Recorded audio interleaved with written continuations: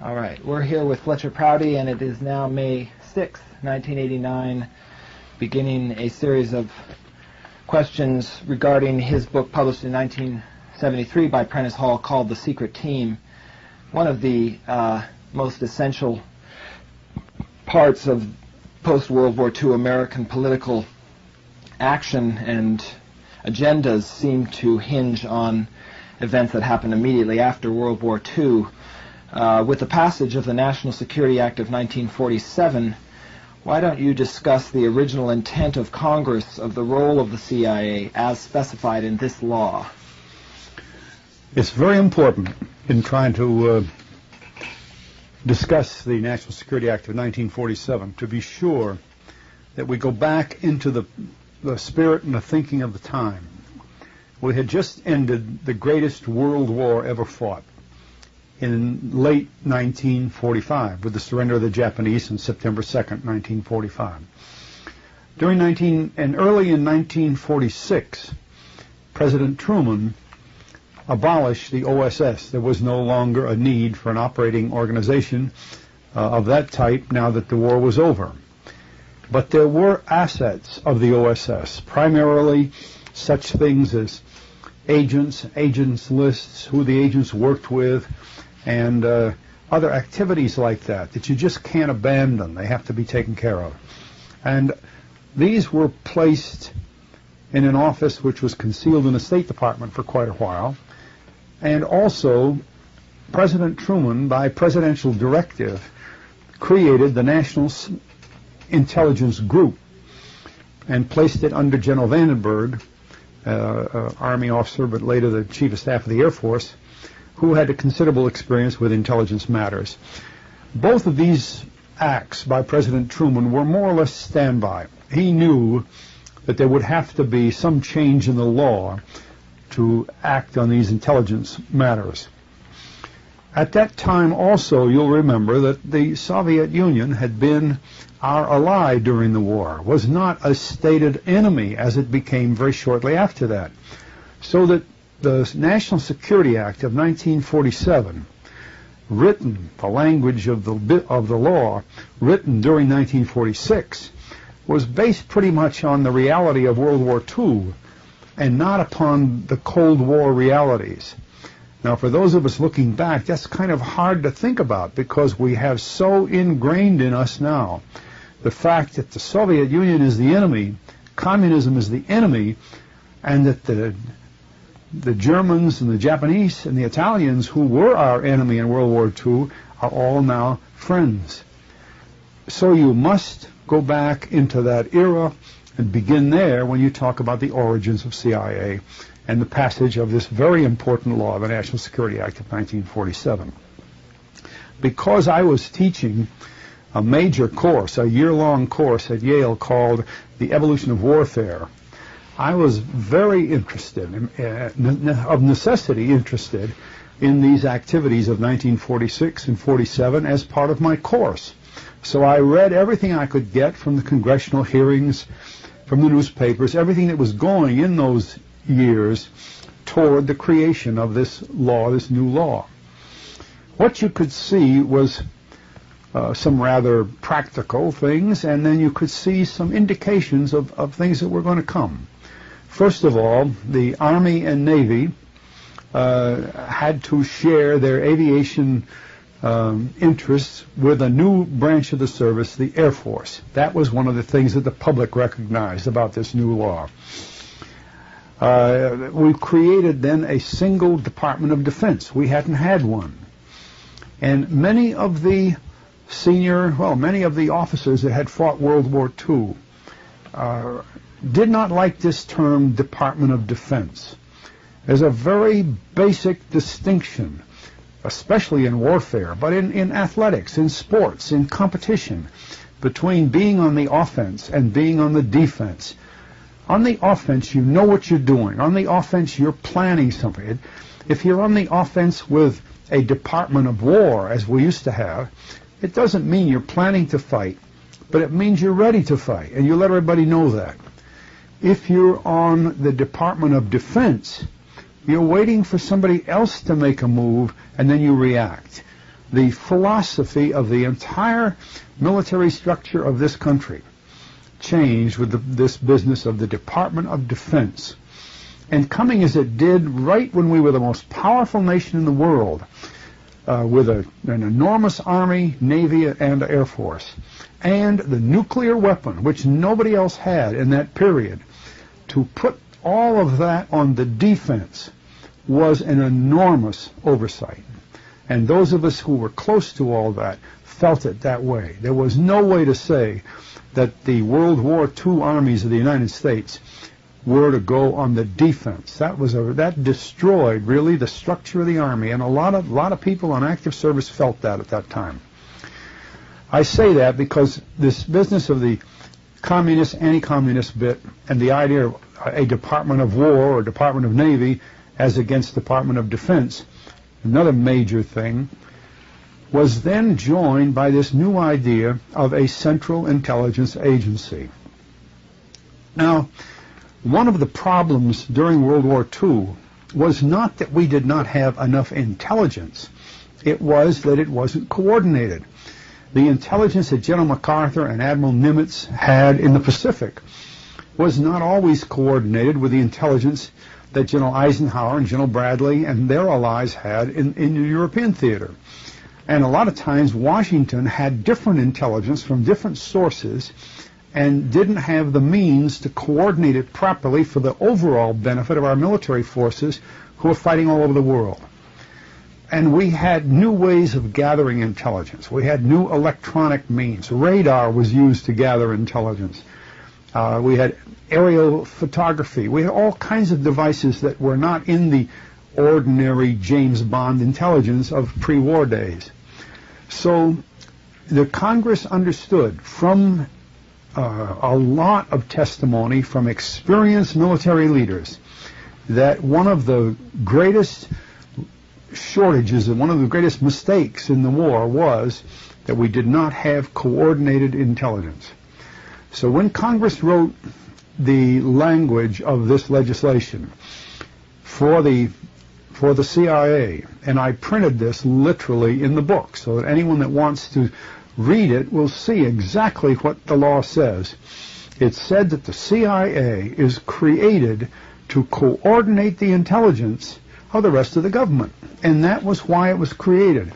With that as the primary duty of CIA, then the other little tasks and things that we're supposed to do come forward. Mm-hmm. And it's a better explanation. In fact, it is the only explanation when it is put that way. There was not a single word, for example, in the law that said that the CIA should collect intelligence. There wasn't a single word in the law that said the CIA should get involved in covert operations. And this is the same law that exists today, by the way. We haven't changed. But gradually things change, whether they're written into the law or not. But we're talking about the law of 1947, how it was written and what it meant.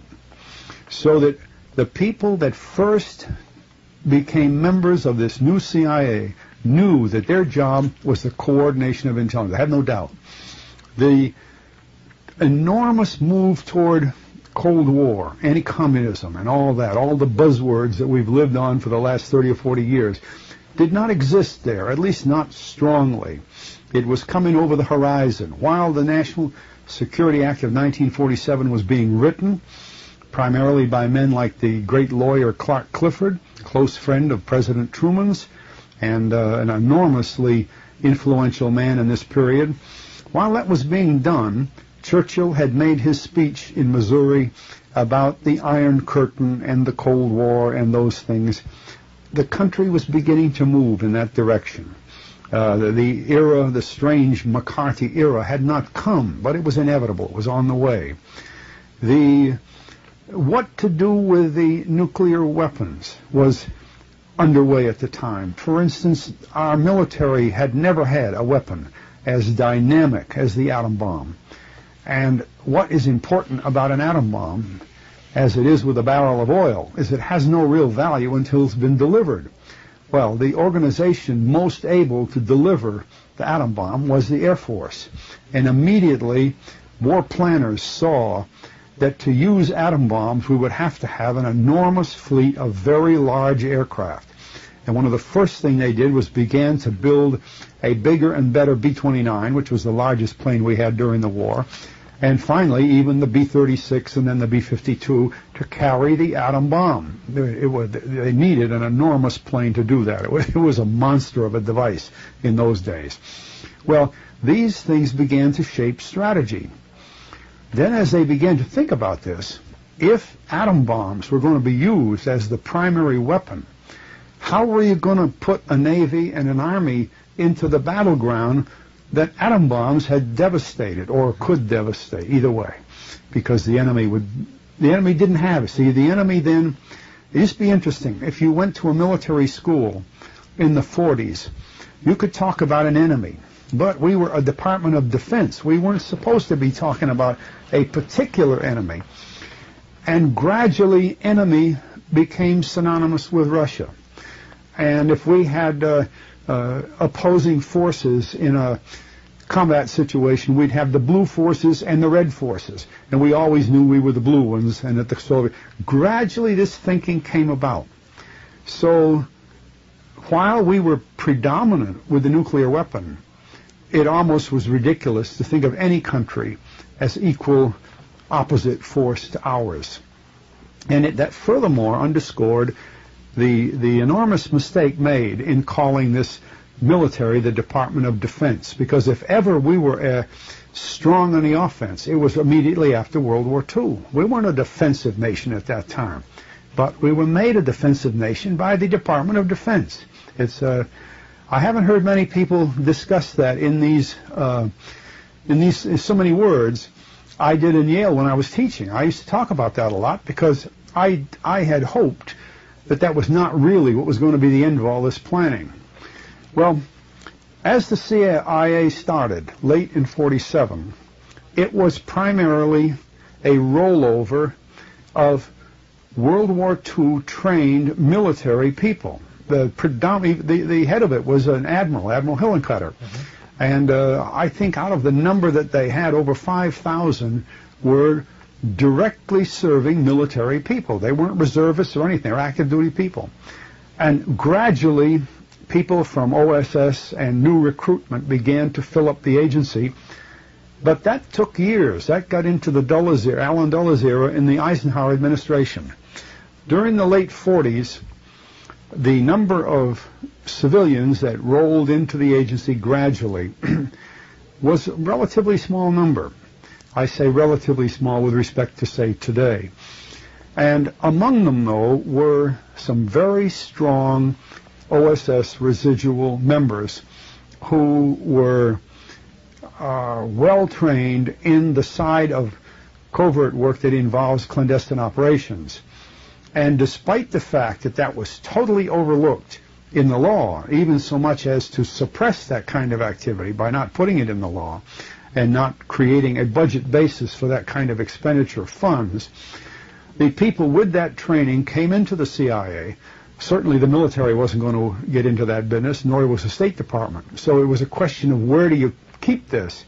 So the residual OSS capability fell into the lap of the CIA. But even then, that took years. That didn't happen until General Walter Beetle Smith came home from Russia, where he had been ambassador to Russia, and became the Director of Central Intelligence in, I believe, about 1950. October of 1950. And at that time, he brought Allen Dulles in as his Deputy Director of Plans, which means in charge of covert operations. Well, Dulles had been with the OSS. And then he announced to the President that if he was going to be in charge, if he was going to be the Director of Central Intelligence, he was going to have OPC under him and not scattered around with responsibilities in the State Department and the Defense Department. A lot has been said about OPC in the sense that how could such an organization have been created without law, and how was this ingenious little device of appointing its senior officer? The way it read was that he would be nominated by one secretary, either State or Defense, and having to be seconded by the other, and then would be approved, and as though he didn't have a single commander. Well, everybody knew that was temporary, and it had no real significance because the real things that OPC was doing was to preserve certain assets, certain highly classified assets of World War II. He was not initiating operations. Now, I don't mean to say that disregarding some of the very practical things that were being done. For instance, we had clandestine operations underway in Greece as a result of the Greek Civil War right after the World War II, and these spilled over into Bulgaria and nearby countries across the Greek border. We had other operations going on in China, but relatively speaking, they were small, and they were, again, residuals of World War II. They were not planned operations as against some communist nation or that kind of thing. They were there, but they existed, and this was there. And the chief of OPC at the time was Frank Wisner, who had been a very dominant OSS leader in Eastern Europe during World War II, and later who led this massive campaign against Indonesia in 1958. So Wisner was very active in the covert activities.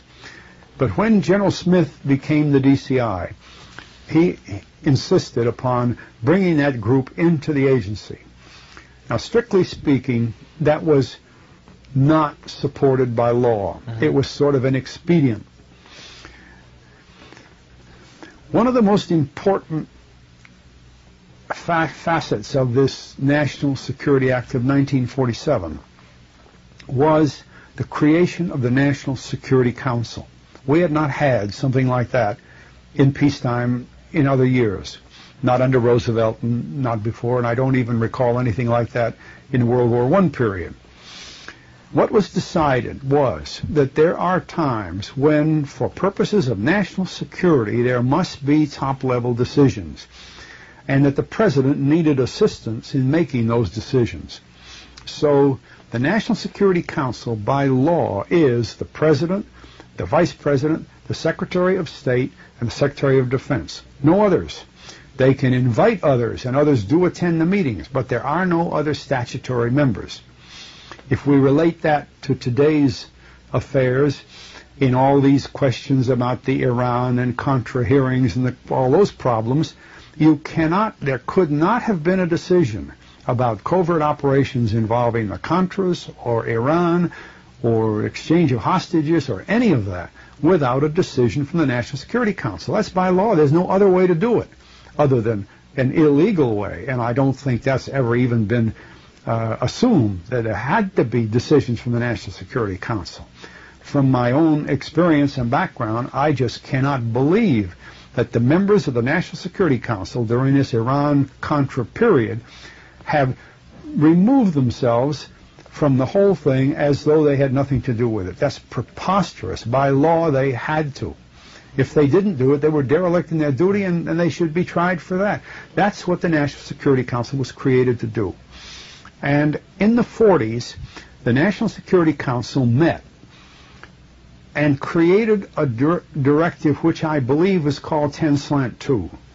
And 10-2 recognized that the U.S. government might from time to time be involved or involve itself in covert action. Generally, this would mean relatively small activities, not major warfare like the Korean War or the Vietnam War, that kind of thing, not even like the invasion of Cuba at the Bay of Pigs. I believe these were truly clandestine covert actions, and there were many of them. Later on, when I got into this business in the 50s, we had things like that going all the time, but they were small. Now, the decision to involve the United States in covert action had to be made by this National Security Council. No one else. No one else had the authority. And you see, that means even that the DCI, the head of the intelligence agency, was not part of the National Security Council. Therefore, he was not involved in the decision. He would be told about the decision. Well, during the 40s and the early 50s, things worked that way. In 1948, a rather important thing happened. President Truman wanted to have a highly qualified group study how the CIA was moving along, how it was progressing, and whether or not it was becoming effective. So he established a committee headed by Allen Dulles, who was a New York lawyer with the most prominent and largest law firm in New York City, Sullivan Cromwell. A man named Matthias Correa, who I believe also was a lawyer, although I don't recall his career that closely. His name, Correa, C-O-R-R-E-A, Matthias Correa. And then a man named Jackson. Jackson had a lot of experience, OSS experience. I think Correa did, and I certainly know that Dulles did. But anyway, this committee of three men, primarily Allen Dulles, made an extensive study of the activities of the CIA, and in their report to the President, recommended a move more into the clandestine operations area and more into the traditional intelligence area than the law had even visualized. Well, a very interesting thing about this committee, it was appointed by President Truman in his final year as president, as a successor to Roosevelt. See, Roosevelt died in 45, and he was the vice president, so he hadn't won an election yet, and he was going to run for re-election late 48 and then a new term beginning in 49. His opponent was Thomas E. Dewey. And interestingly, Thomas Dewey's speechwriter during the 1948 campaign against Truman was Allen Dulles. So you see, Dulles was riding two horses across this stream. He was technically Truman's advisor with respect to intelligence matters, he and Jackson and Correa. At the same time, he's writing speeches for Thomas E. Dewey, strongly opposing the re-election of Truman. I don't know whether Truman knew he was writing speeches for Dewey or whether Dewey knew he was working for Truman. I mean, I have no way to solve that little problem. But it's pretty neat to understand the effect of that, and it helps you understand the mind of this man Dulles. Dulles see nothing wrong in that sort of thing, you see. See nothing wrong in working for Truman and trying to undercut him by helping Dewey or vice versa. Well, this had an influence on the report because, of course, Dulles, as was Jackson and Correa, were absolutely convinced, along with most of the country, that Dewey was going to be elected president. So as he wrote this report, he saw that report as, you might say, his own Mein Kampf. It was his own idea of what CIA was going to become because he was positive that Dewey would make him the Director of Central Intelligence when Dewey became president. See, and that designed the report. Well, as we know, Truman turned around and beat Dewey in a great surprise. And without much ado, the Dulles, Jackson, and Correa report was slid under the White House door on the 1st of January 1949, and we never heard much of it after that. Although many of the things within the report did appear years later, because when Eisenhower became president, John Foster Dulles became Secretary of State, General Walter Beadle Smith became his deputy in the Secretary of State, stepped down from CIA, and Allen Dulles became the Director of Central Intelligence. Well, at that time, Dulles pulled out his own Dulles-Jackson-Correa report and began to put it in effect, and as you know, he remained the DCI for the next 11 years. Really, the signal primary character of the CIA is Mr. Dulles. There's no question about it. It's his agency, and nobody else has left any mark like his. But you need to see that background to understand what the passage of the National Security Act really meant in 1947, and what it says in law is what creates many of these controversies about intelligence today, because there still is no law that says that the CIA is an intelligence organization. It says it's a coordinating agent, and there's no law that says it is a covert operation agency. So that's a fairly good summary, as I've seen it through my own lifetime, of the law itself, the effect of the law, and then particularly how the CIA was an outgrowth of the law, and what the CIA was trying to do, and what the National Security Council was trying to do, and what the Congress was trying to do. And this eventually led to a remarkable statement by President Truman, I believe in December 1963, when he wrote as a columnist for a newspaper that the greatest mistake he made in his entire career as president was to sign the bill that created the Central Intelligence Agency. Even though at the time it could be argued that he would not have seen the effect of his signing into law something which over time was changed by degree into something else. Well, it's true that he never did sign the law. The law he signed, if they had stayed within its parameters, the agency would have been much different. But he recognized that by setting this up, he initiated it. I guess this perhaps is already explained by what you've just said, but perhaps just to comment briefly on this, you wrote on page 138 of The Secret Team that Congress had been so certain that the agency would not become operational and policy-making that it was content to place it under the control of a committee. Congress knew that the agency would never be permitted to become involved in clandestine operations, and therefore that the NSC would never have to direct it in an operational sense. How, at the time, do you feel Congress felt so unequivocal about this? Well, you see, that's not a hard statement to understand in the time of the 1940s. It is today in the 80s or in the 70s or in the 60s. In the late 1940s, Congress and the congressmen who were, many of them, veterans of World War II, knew very well that the United States government was not going to have a covert operation, covert establishment running around the world, and they had not even created a new major intelligence organization. Congress, in other words, believed the words of the law that it had just written and passed. Furthermore, we weren't in the buzzword period or the Pavlovian period of anti-communism at that time. It was coming, but it didn't exist then. Yeah. And we were sitting on top of the atom bomb capability, which meant that we were the absolute power in the world.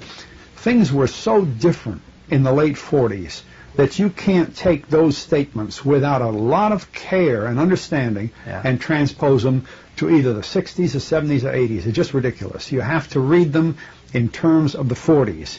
And that's a pretty true statement of the 40s. Mm-hmm. But, of course, you'd change it if you were writing it today. And I'm sure Congress' view of CIA today is nothing like that, you see. But that is an important commentary on what has changed. And what has changed really in the people's minds, but not really in the language of the law. The same law exists, but it's people's minds that have changed. It's our concept of the world that has changed. And that's a very important statement. Mm-hmm.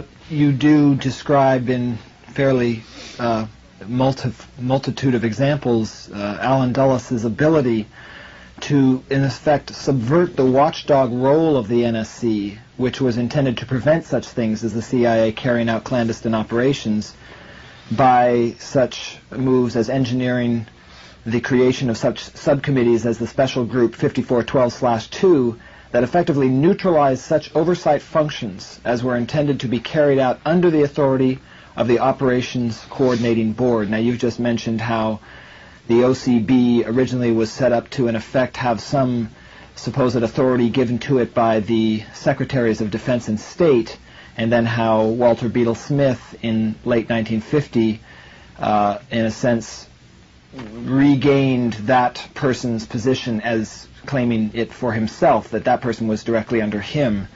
Can you explain somehow, particularly Dulles, who is so central to this, was able to redefine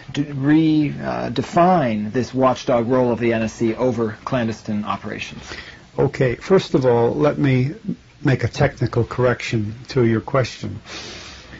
The OCB was the Operations Coordinating Board, which was a part of NSC by law. OCB was intended to be a group of senior individuals, or it was a group of senior individuals who would follow the decisions made by the National Security Council and make sure that the bureaucracy carried them out. That was the function of the OCB, a different organization.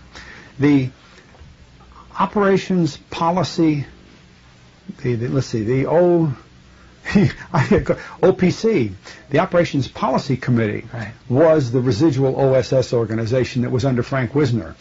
and an extremely distinct organization from OCB. Okay. The OPC had been created only without law. See, it came from World War II. It was a necessary function. It was like sweeping up things left on the floor after the war. We had to keep alive the records from the OSS, and it was agreed to put this organization only structurally within the State Department, but to control its chief by making the new Secretary of Defense and his counterpart, the Secretary of State, responsible for the leader of the organization, giving him some control that way. The budgetary function was minimal. It was just a matter of paying people, that's about all, and taking care of the records. A lot of people have misinterpreted the OPC, although when it gradually worked its way into the CIA under Beadle Smith, it did become dominant. Again, it became rather strong, and it became the main clandestine operations sector of the agency, later known as the Deputy Director of Plans, and that sort of thing. So I like to correct the two. The two letters are somewhat similar, but the jobs are entirely different. Now we'll go back to Mr. Dulles and how he was able to circumvent the law. And really, the best way is to say again that the report that he had written with Correa and with Jackson outlined his vision of how the CIA ought to be. He believed that. He thought that it ought to have a full intelligence powers, including secret intelligence, and that it ought to have the clandestine capability to carry out any operations directed by the National Security Council. Well, by the time, see, he thought that could be started in '49. But by the time he got to be the DCI, things hadn't worked that way. The CIA had been kept rather quiet. It was coordinating intelligence, and it was doing very little in the covert activities field. He felt that should change, but he didn't have any law to do it. So what he did is he would take a plan that they had made up because of some input from a foreign country or from one of his station chiefs around the world that was in response to some action. Well, then he'd go to the National Security Council. They didn't direct him to go to X country and do something. They were approving something that he felt he ought to do in response to an action that some of his operators, some of his agents had seen in a foreign country. And that device enabled him to create activities as though they were reaction, and most of the time they were, or responses. And so the NSC found itself not directing covert operations, but approving reactive covert operations. There's quite a bit of difference. But when you're doing that with an organization like the CIA, under an ambitious leader like Allen Dulles, it's pretty hard to tell the difference, because sometimes you can create a response by kicking somebody under the table and they pound you in the nose, then you point to your partner and say, look at that guy, just hit me. You didn't know you kicked him under the table. The best example, the absolute best example I know of that tactic was the Gulf of Tonkin incident. The Vietnamese, the North Vietnamese that came out in the vicinity of the destroyers, which the Navy now admits were never even hit by anything fired at them, probably not even fired at. But the why those North Vietnamese Comar ships, very high-speed ships, came out there was because they had been hit clandestinely, so that the first act was by our own forces, aided with South Vietnamese. Then when the North Vietnamese came out, they had been provoked. It wasn't, they did not initiate the attack. But in the discussion of that, both by President Johnson and in Congress, when they were discussing the Gulf of Tonkin resolution, they were only told that the attack had been made by the North Vietnamese upon our Navy without provocation. So you can control covert activities by using that same device to kick under the table, and then you can say, hey, now look what happened in the Congo, or look what happened in Indonesia, or look what happened in Tibet. We've got to do something about it. This was the technique that Dulles was the master of working at, and he tried to have the agency ready to be responsive anywhere in the world. And of course he had to do it that way because there were no plans. They didn't sit here and say, well, here's what we see happening in such and such a country, and here's what we think ought to be done, and here's how the United States should get in there with a covert operation to perform this or that. There was none of that. There was no planning shop. In fact, I've always thought, and I worked very closely with them, that one of the strangest devices they used was to call their covert operations the deputy director plans, because there were no plans. I worked with them intimately for 9 years. I never saw a single plan come out of the deputy director plans. And of course they would simply smile and say, well, that's just our euphemism for covert operations. But it was they could have used some other word than plan, because that was. But this is how Dulles worked, you see, and he was very effective. And he had a lot of experience with OSS. And the other side of it is that his brother was the Secretary of State and the dominant vote in the National Security Council. I don't think this would have been the same if he had been an individual with, say, some either neutral or objective Secretary of State. It made quite a bit of difference under the Eisenhower era to have the two Dulles working together in the development of covert operations. Mm-hmm. And therefore then this key revising of the word as specified in the law that the NSC would direct the CIA, and now that the agency was in effect to turn this into the NSC approving measures brought to it by the CIA. Precisely. See, I remember one example out of 9 years' work when I knew that the NSC had directed the CIA to involve itself in something, and that was Tibet. When the Chinese communists started overrunning Tibet, it was the NSC that put the CIA into that operation. And I must confess that in all those years, 55 to 64, pretty active years, I never saw another one come by direction. They were all responsive and reactive operations to things where Mr. Dulles or people that followed him would go in to brief the NSC from their own papers and say, here's what's been happening in country A, we propose an operation to oppose that. That's why we got into what was called counterinsurgency. We countered the insurgency. Yeah. Almost everything we were doing was a reactive response. But that was the Dulles method. That was his characteristic. I'd like to quote a part here regarding the intelligence community as a whole. You wrote that on page 141 of the Secret Team, over the years it has become customary to speak of the various intelligence organizations within the government as members of the community. This word is quite proper because there is little cohesion and homogeneity within this vast infrastructure which has cost so much and which performs so many varied and separate functions. The members of the community are the CIA, the Army, Navy, and Air Force as separate divisions, the Defense Intelligence Agency, the FBI, the Atomic Energy Commission, the State Department, and the National Security Agency. All are by law brought together by the Director of Central Intelligence, or DCI. His title is not the Director of the Central Intelligence Agency, although he does head that agency for the purpose of advising the NSC in matters concerning such intelligence activities of the government departments and agencies as relate to national security.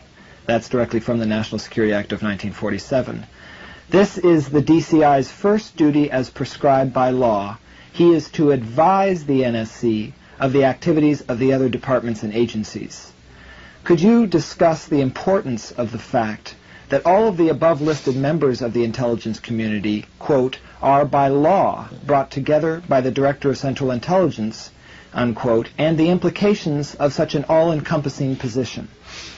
That's a good section to bring out for discussion, because the law didn't establish means something else in government.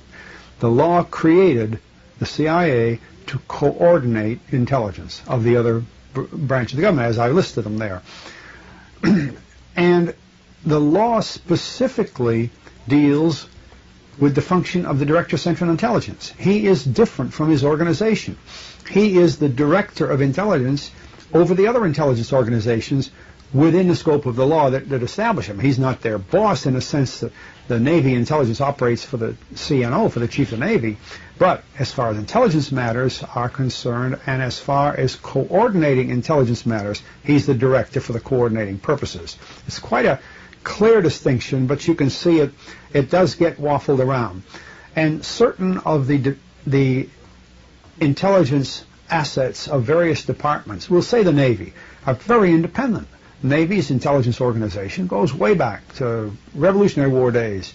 They are an excellent professional organization, and they're worldwide, and they're very powerful and very able. They were not subverting themselves to any new boss. They knew their job, and they made that clear when the law was being written. In fact, they protested the law more than anybody else. The Army has its own black intelligence, very deep intelligence, in many ways deeper than the CIA has ever learned how to do. They were not going to fold that into the CIA either. The Air Force was brand new, excuse me, had no intelligence other than experience as part of the Army. However, the Air Force had the aircraft, the U-2, the SR-71, the bombers and the camera plane, all the reconnaissance planes. They had the methods of intelligence that they could use that the DCI needed for coordinating also. So the Air Force, although it was new, in some ways was probably more important than the other branches. So you see, what I'm saying is that this intelligence community, which the law was created to bring together, was not homogeneous, but they were essential to each other. No more than, say, the National Security Agency. Just think what any of these would be without the National Security Agency. They all depend upon the National Security Agency for the intercept of electronic transmission and all the other communications intelligence and all the rest. Well, the National Security Agency is a function of the Department of Defense.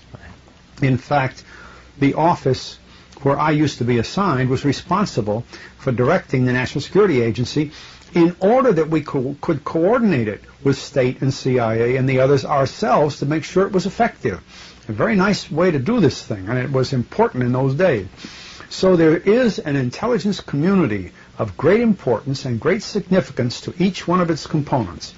But the sole chief of that community by law is the Director of Central Intelligence in the role that he's coordinating. No more than that. He doesn't direct these people in a clandestine exercise, not at all. Then he's the Director of Central, then he is the head of the CIA, and then he carries out things that are assigned to the CIA. So, I'm sorry, it's quite clear how that works, although I'm afraid historically there are many, many abuses and a lot of times oversights in that, primarily because many of these agencies and departments have very parochial interests of their own, and it's pretty hard for anybody to coordinate them. Mm-hmm. In the law for powers and duties under National Security Act, Section 3, it says to correlate and evaluate intelligence relating to the national security. What about just going through very briefly, examining or discussing the stated or explicit role of each of these members, as well as any important unstated roles that they carry out today? Let's start out with the CIA, at least in terms of the way it should work, which may vary a lot from the way it does. You know, that's an excellent way to put the question, because it's impossible to answer that. You see, as we've been talking about, the law was written in 46 and 47 at an era that we cannot duplicate today at all. So I would just say right off that it would be futile to try to enforce the law literally on either the Defense Department or the CIA. There's no way you could, or the State Department. Mm-hmm. However, you have to abide by the law. See? So you, at that point, you begin to let, you might say, the law of custom step in. What have we been doing? What have we accepted? So today, I don't think you could ever press back into the bottle what was decided in 46 and 47 and say that's what the CIA is going to do. There's just no way you could do that. And I don't know how to prescribe for the CIA what it ought to be doing today by thinking about the law. But there's one part of the law that can take care of this, and this was one of the really beautiful things about that law, and that is that no matter what the CIA wants to do or tries to do or is funded to do, a very important statement of that, funded to do, because Congress permits the CIA to do an awful lot by pouring money into the CIA. If you got money, you're going to spend it. You know, Parkinson's law. If you build an office and you put a man in the office, he's going to go to work whether you tell him or not. So you fund the CIA and you're going to get things done. Well, in the present time, under that situation, this emphasizes the great significance of the National Security Council. Okay.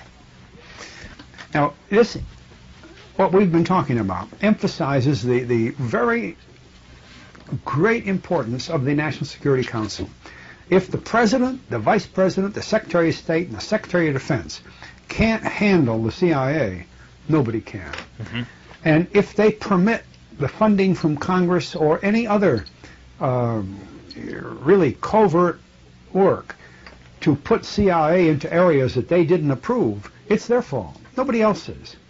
This is one of the serious things about this recent Iran thing, that it seems as though Congress wants to accept the fact that Poindexter, McFarlane, North, and all those men were doing things that the NSC didn't approve. And they are legitimizing that, which is terrible. You know, really, for the future, is a terrible thing to put up with. We've got a law that says if you're going to get into clandestine operations, it can only be done at the direction of the National Security Council. Yeah. And here we have the men who were members of the National Security Council, Reagan, Bush, Weinberger, and Schultz, all walking off and saying we had nothing to do with it. Now that, for the next era, is an enormous problem. And if Congress doesn't recognize what's happening, they better do it pretty soon, because they're going to find covert things going on that nobody knows anything about. Because what they are doing then is regularizing what I said in my book, that there exists a secret team that's out of control. Mm-hmm. And now they have regularized that, you see. That's the danger. If they don't keep the National Security Council over these organizations, they'll never get the genie back in the bottle. Which is so curious, since you heard such a hue and cry during the hearings in the summer of '87 regarding that they're trying to take too much power away from the executive. The president needs to have more power here in these operations, when in fact he already had the power with the NSC. And he denies he used it. See, the president's had nothing to do with what those fellows were doing. Mr. Bush even today is saying, I didn't do anything down in Honduras, or I didn't do anything when I met with the Israelis, or the, you know.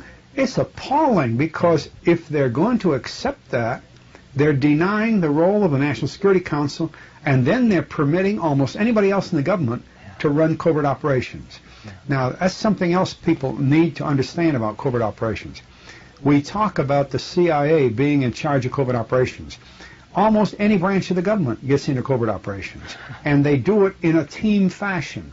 That's why I called it the secret team, because I saw just as many people working in covert operations in Customs Service, in the Treasury Service, even in FAA sometimes, as I did when we saw CIA people and defense people working.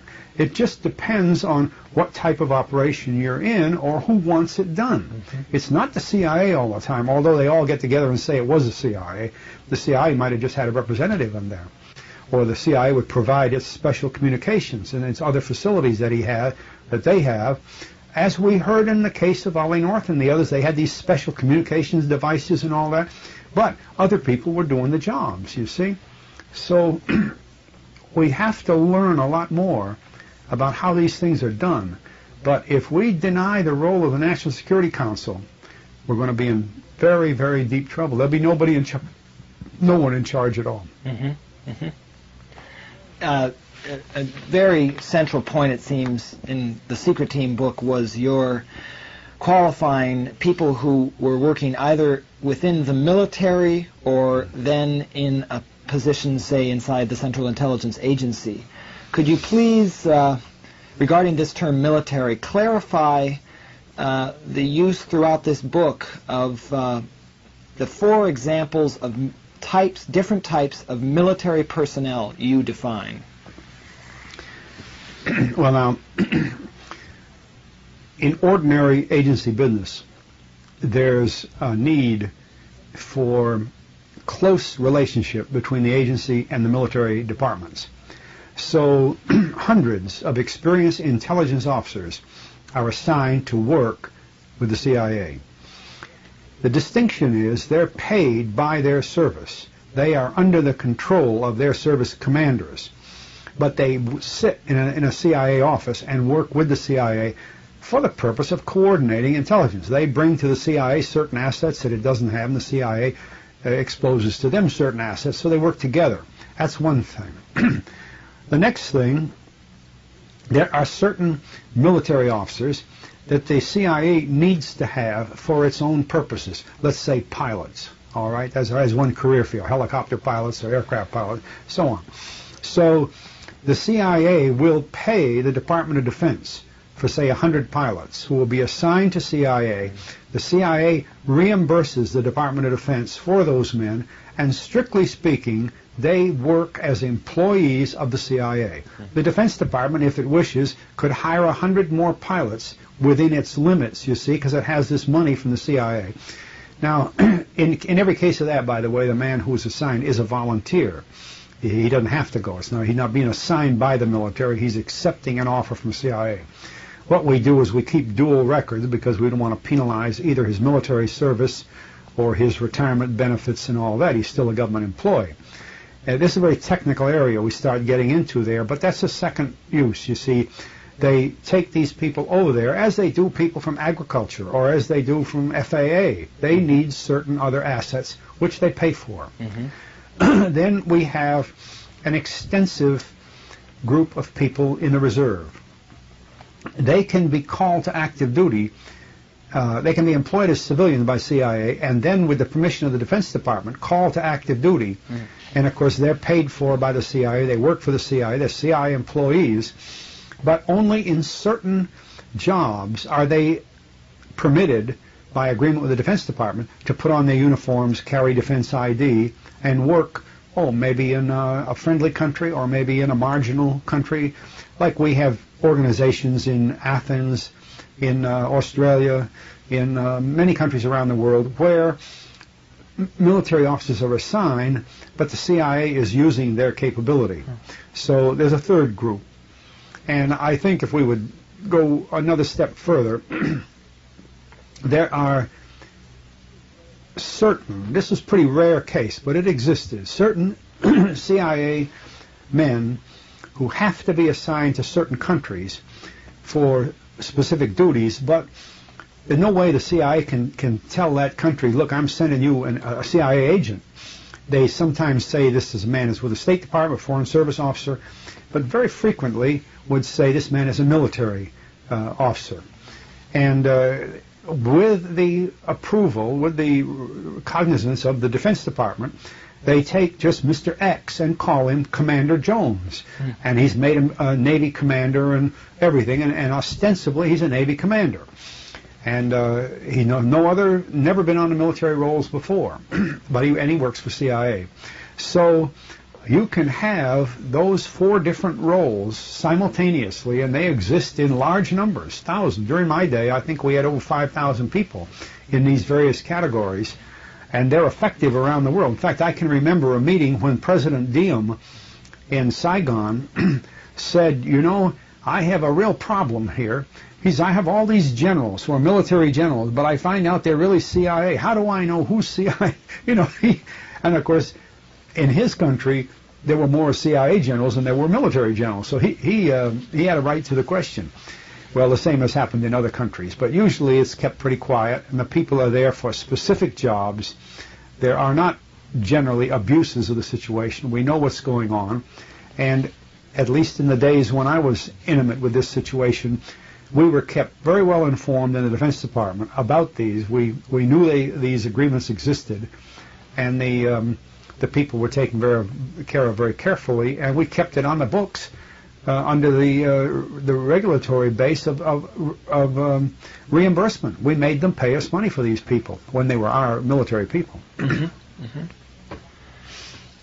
Stepping back for a minute to this idea of the shift in government policy after World War II from offense to defense. You spoke on page 126 to 127 about this in terms of the positive action that war, the idea of war, had held in the past. Quoting from the book here, you write, "What began perhaps as an honest effort to alert this country to the fact that the Soviet government did in fact have the potential to unleash the secrets of the atom, and thus to build atomic bombs, gradually became a powerful tool in the hands of the irresponsible and the agitators. The first great fault with the drift of opinion at that time became evident in the very shift of emphasis with regard to the national military establishment. Throughout our history, the idea of war had been treated as a positive action. War was the last resort of a nation, after all means of diplomacy had failed, to impress its might and its will upon another. And throughout our proud history, we never had faced war as something passive or reactive. But somehow in that post-war era, this nation began to think of war as defense alone. In other words, in this defense philosophy, we were not telling the world that the most powerful nation in the world was showing its magnanimity and restraint. We were saying that we would defend only. And to the rest of the world, that meant we were going to play a passive role in world affairs, and that we were passing the active role, and with it the initiative, to others, in this case to the men in the Kremlin. We not only said this as we disestablished our traditional War Department, but we have done it throughout the intervening 25 years by developing the capability to search out the action of an enemy and then by responding. This defensive posture of our military and foreign policy has been a terrible mistake, and it opened the doors for the newborn intelligence community to move in and take over the control of U.S. foreign and military policy. Just briefly, could you discuss the idea stated above that throughout our history the idea of war has been a positive action? I think that, that's a powerful concept, and we have to talk about that. To have the greatest and most powerful nation on earth, and in the 40s when we dominated power because we were the only ones with the atom bomb and the only ones with the means to deliver the atom bomb effectively all over the world, we all of a sudden went into this guise of defense when we talked about our military. A clear example of it, during the Vietnam War, General Westmoreland's goals were search and destroy. Right. Search, you're looking for something, and if you find it, you destroy it. It isn't destroy, it isn't attack. He wasn't on the offense. He was looking for something to shoot at, to destroy as a defensive mechanism. It affected even what I would call small wars that way. We were on the defense. He had no objective in Vietnam. He had no place to go in Vietnam and win the war. I've said in earlier elements of this discussion with you that the first officer I reported to the first day of my military duty, sometime in July 1941, happened to be a captain named Creighton W. Abrams, who became Chief of Staff of the Army and head of our forces in Vietnam after Westmoreland. I know from friends of mine, I've known General Abrams all my life. He's from my hometown. And I know from friends of mine who were with him that when President Johnson told him that he was going to be the commander in Vietnam, that he rather casually turned to the president had said, Johnson with his gung-ho attitude said, now, Abe, you've got 550,000 men in the Army out there. All you need to do the job. You've got the strongest Navy assembled in the world, the 7th Fleet, and you've got an Air Force that has delivered more bombs than in all of World War II. Now, by God, Abe, go out and do it. And I've been told that Abrams or one of his immediate staff turned to the president and said, Mr. President, would you want to define the word it for us? What is it that if we do it, will win that war from your position as our commander-in-chief? The president put his arm around Abrams' shoulder and led him to the door and sent him to Saigon. There was no it in the Vietnam War. That was the problem. When General Krulak, the very able Marine commander, became chief of all Marines in the Pacific, he devised a war plan that would move the forces forward strongly fortified with native forces, people that were imbued with the idea of fighting for their country, to march on Hanoi and take over that and end the war. He could not get approval for that plan from the president and from Averell Harriman, who at that time was serving as the assistant Secretary of State for Far East Affairs. In other words, all the military agreed. The Chairman of Joint Chiefs of Staff, Mr. McNamara, the Commandant of the Marine Corps, CINCPAC, Admiral Sharp, all the military agreed with his plan. They knew it was the way to do it.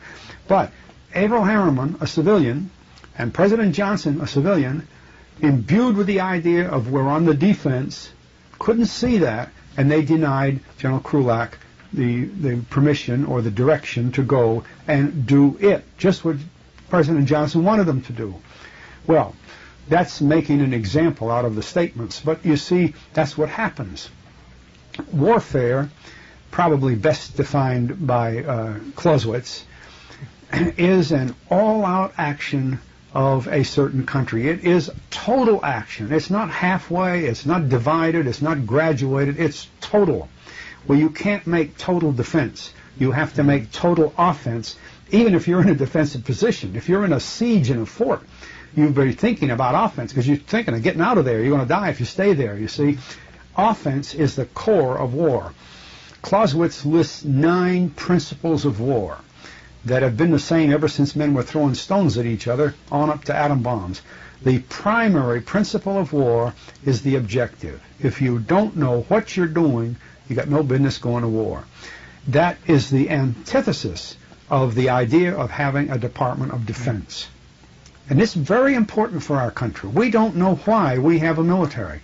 In fact, when President Reagan spoke about having weapons in space, he called it the Strategic Defense Initiative, putting 2 opposite words together, the initiative and the defense. Defense initiative. The words don't even go together. You know, it's like having a cat dog or something, you know.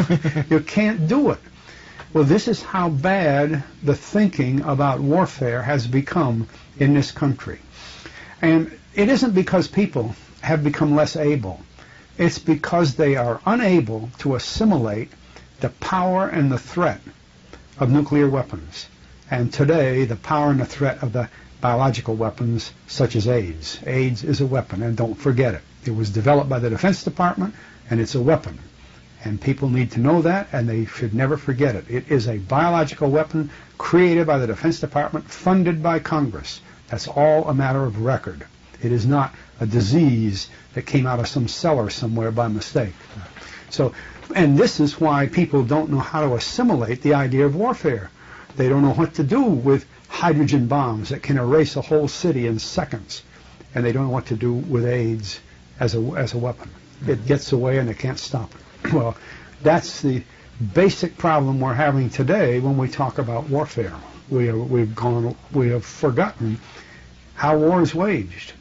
And defense is not the way to wage a war. How would you see an offensive, positive, action-based War Department operate in the world today? Because of the power of weapons, including some that we only talk about and haven't used yet, there is no way to wage war. Man is too puny a beast to cope with hydrogen bombs. There's no way you can do it. You can destroy the earth, but that's not winning a war. So when you ask me to define that, we can still fight. We can still make victory. We can still go on the offense. But we will do it economically. Yeah. And we are doing it economically. The first battle of the new kind of war was called the Arab oil embargo. We made the entire world pay tribute to the people who possess petroleum. And it's quite a battle.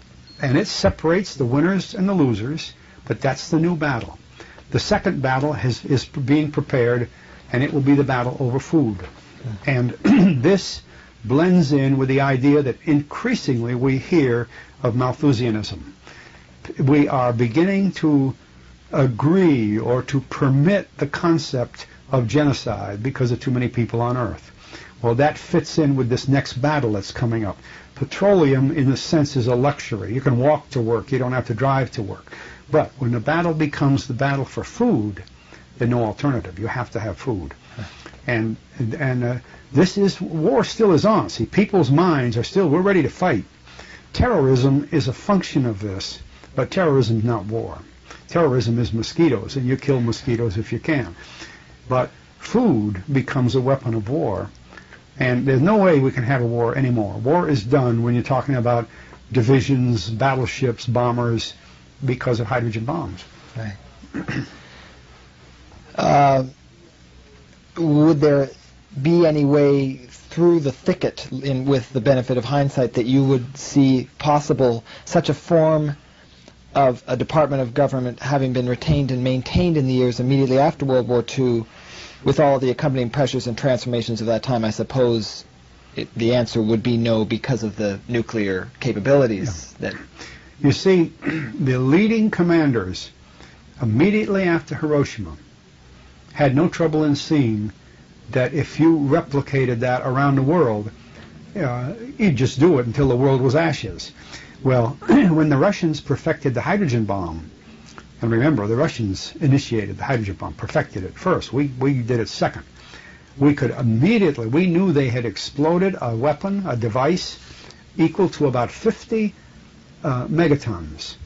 And that device is so powerful that it not only destroys an enormous part of Earth and puts radiation over a larger part, lethal radiation, but it actually blows a hole through the atmosphere above the Earth and goes on out into space somewhere.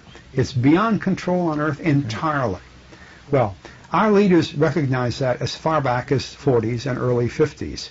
And you can see that ever since then, our presidents, including Eisenhower, could not visualize or even see the business of going to war anymore. The Korean War was just kind of a war game. When MacArthur really began to move, they called him back. The Vietnam War was even worse than that. There were no attacks, no moves anywhere. Anloa Valley, a very hostile area in the heart of the Vietnam, was captured 8 times by our forces. And once they captured it, they had no reason to keep it, so they walked away. And then it got hostile again, and we captured it. That's the way war is being fought. And war now is outmoded entirely. Sure. I don't think many people are ready to accept that. But if I were teaching evolution of warfare today at Yale University, I would put the closing chapter on war, and I would simply end with the explosion of the hydrogen bomb. And just say, there it is. That's it. Doesn't mean you can't fight and shoot people. Right. You know, we've got automatic rifles on the streets now. I mean, I'm not saying people aren't going to be killed, but we are not going to have a war between country A and country B effectively anymore if hydrogen weapons are involved. Iraq and Iran can fight to exhaustion. Notice they didn't go anywhere. They fought each other for, 6 or 7 years and didn't go anywhere, didn't do anything except kill each other. If either one had a nuclear weapon, they'd have had to end the war mutually because it couldn't live with them. You know, the end of it in their countries. Yeah. Discuss the significance of, as you write, quote, the schism between those who believed in the traditional school of national planning and overt diplomacy and those who believed in a passive role of reaction to a general enemy, or communism, unquote, that began after World War II, and how, quote, this latter school would operate in response to intelligence inputs without plans and without national objectives, would hide everything in secrecy, and would justify its actions in all instances as being anti-communist. We've been talking a bit about that. That's very important. It used to be very interesting in the period of the 50s to go to SHAPE headquarters in Europe, the head of the NATO forces, and to work with the war plans people there. I was in the plans division of Air Force, and although I was doing the clandestine work, I was immersed in the plans work day after day for years. And I would go to the war plan sections in NATO, and you could see that there was no war plan that called for a war like World War II. What I mean by that is an all-out war where you take a general like General Patton and say destroy the German forces, bring the country to its knees, which he could do.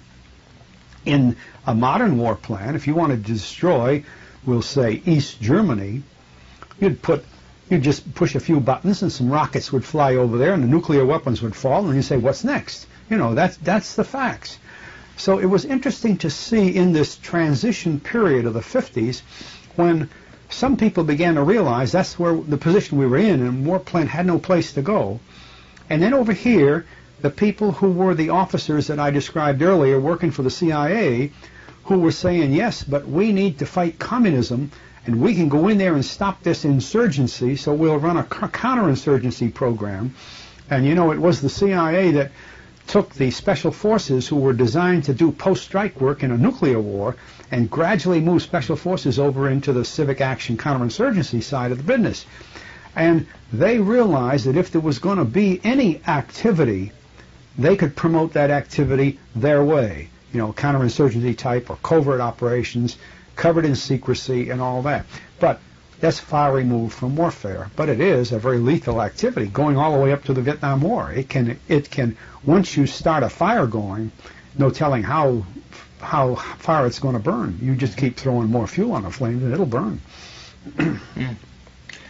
There's a very philosophical edge at one point. You're discussing the manifestation of the Manichaean devil. Is that the correct way to pronounce that? I believe it Manichaean is, yes. devil in the nuclear age. This is from page 226 and 27.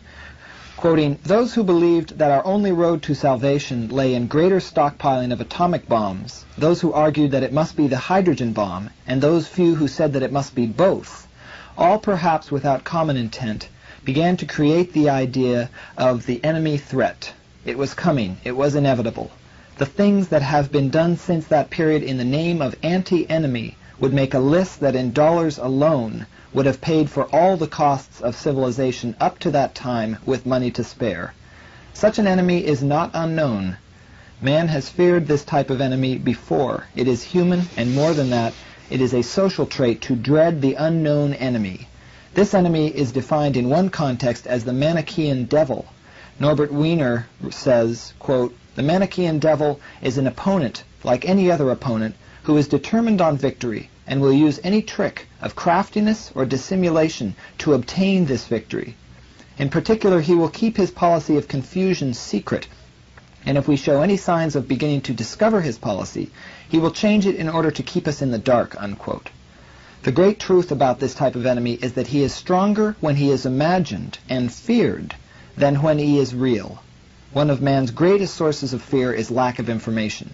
To live effectively, one must have adequate information. It was in this great conflict that the National Security Act of 1947 was brewed, and man's demand for information pervaded and surmounted almost every other move he made. Thus a great machine was created.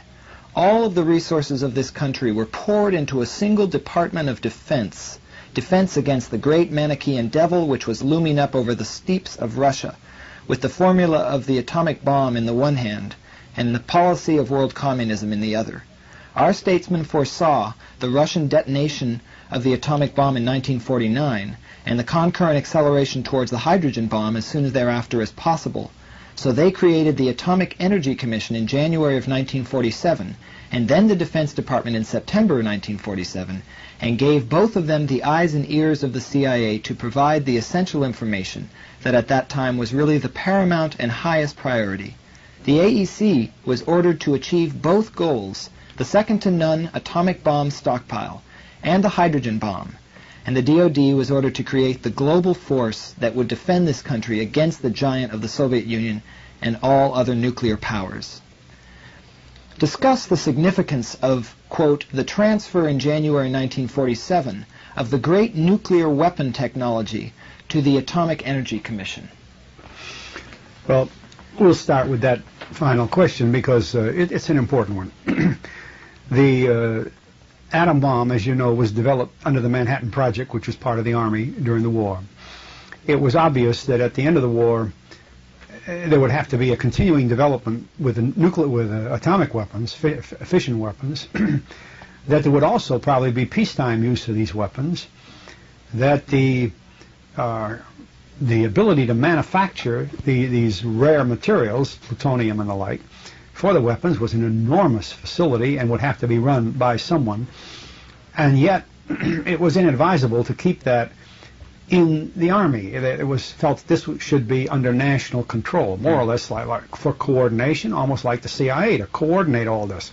So they moved this business of the nuclear weapons into the Atomic Committee, AEC. Energy Commission. Yeah, and they continued the development of the fission weapon, which is, at the time they were dropped at Hiroshima and Nagasaki, there were two different types and more or less competing with each other for perfection. So there was a lot of research still to do, and finally they got the atom bomb from a monster that you could put one in a B-29 down to where you could carry it around the back of a Volkswagen. You know, they improved it and enlarged it also. And in due time created the hydrogen bomb, which now can be any size you want. You can make a hydrogen bomb that's about big as you want.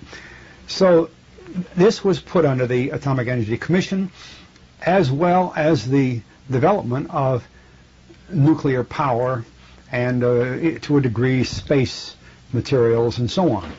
That was a practical matter.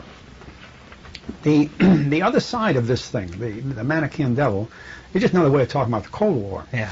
You can't get Congress to appropriate money for an enormous war organization unless you can show a reason for it. Huh. And so we had to create the reason. We had to create this devil, and we created communism. Even the Soviets don't understand the communism we think about. It goes so far beyond. And we saw it in every closet, every country. We divided the entire world up into us and them. So then we began to create a military establishment that could counter, we thought, every move made by anybody. Every time India went a little bit pro-communist, India became our enemy. Every time India went a little bit toward us, then they became our friends. Well, everybody was in that area. They were there were no neutrals. It was all us and them.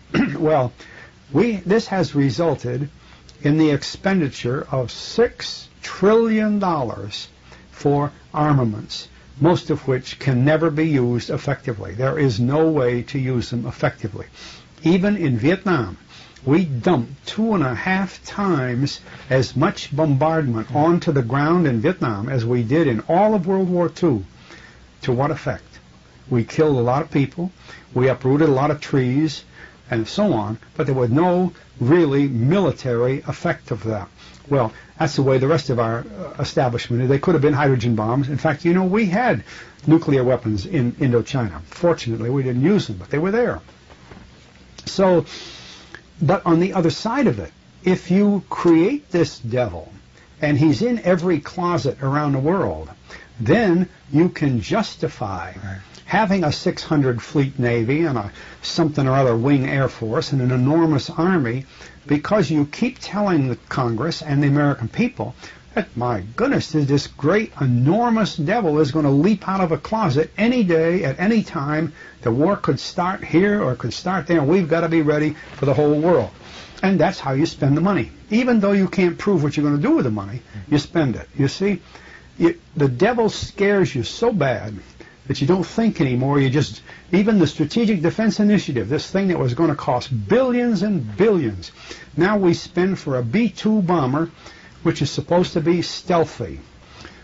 And they claim that radar cannot find that bomber as it approaches. Heck, it makes more noise than almost anything you ever heard. It's got huge engines, and they're ducted out so that even the radar can't read the engine, but that doesn't mean it shuts the sound down. The first way we used to detect bombers coming during World War II was with noise devices. So they'd just go back to noise devices. Stealth bomber will be worthless. It's already worthless before it flies.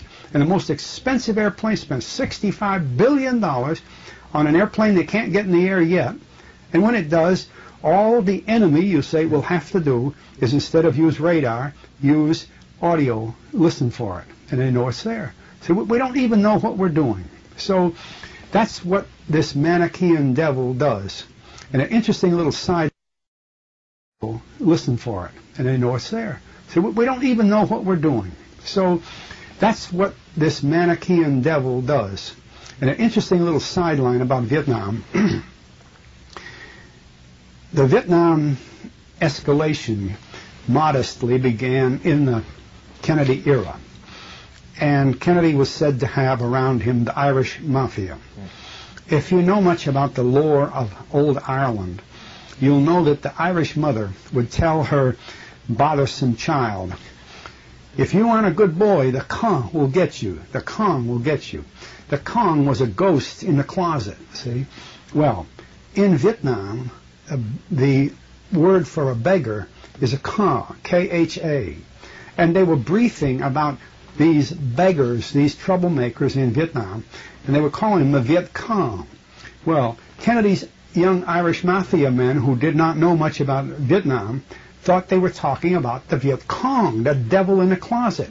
And the word Viet Cong was created by mistake, by hearing the word Ka as a Vietnamese word and Kong as the Irish ghost, and it just happened that in that era we all of a sudden got Viet Cong out of the misapplication of the word right in an office in the Pentagon of Washington and not out in the field in Vietnam. Ever after that it was the Viet Cong.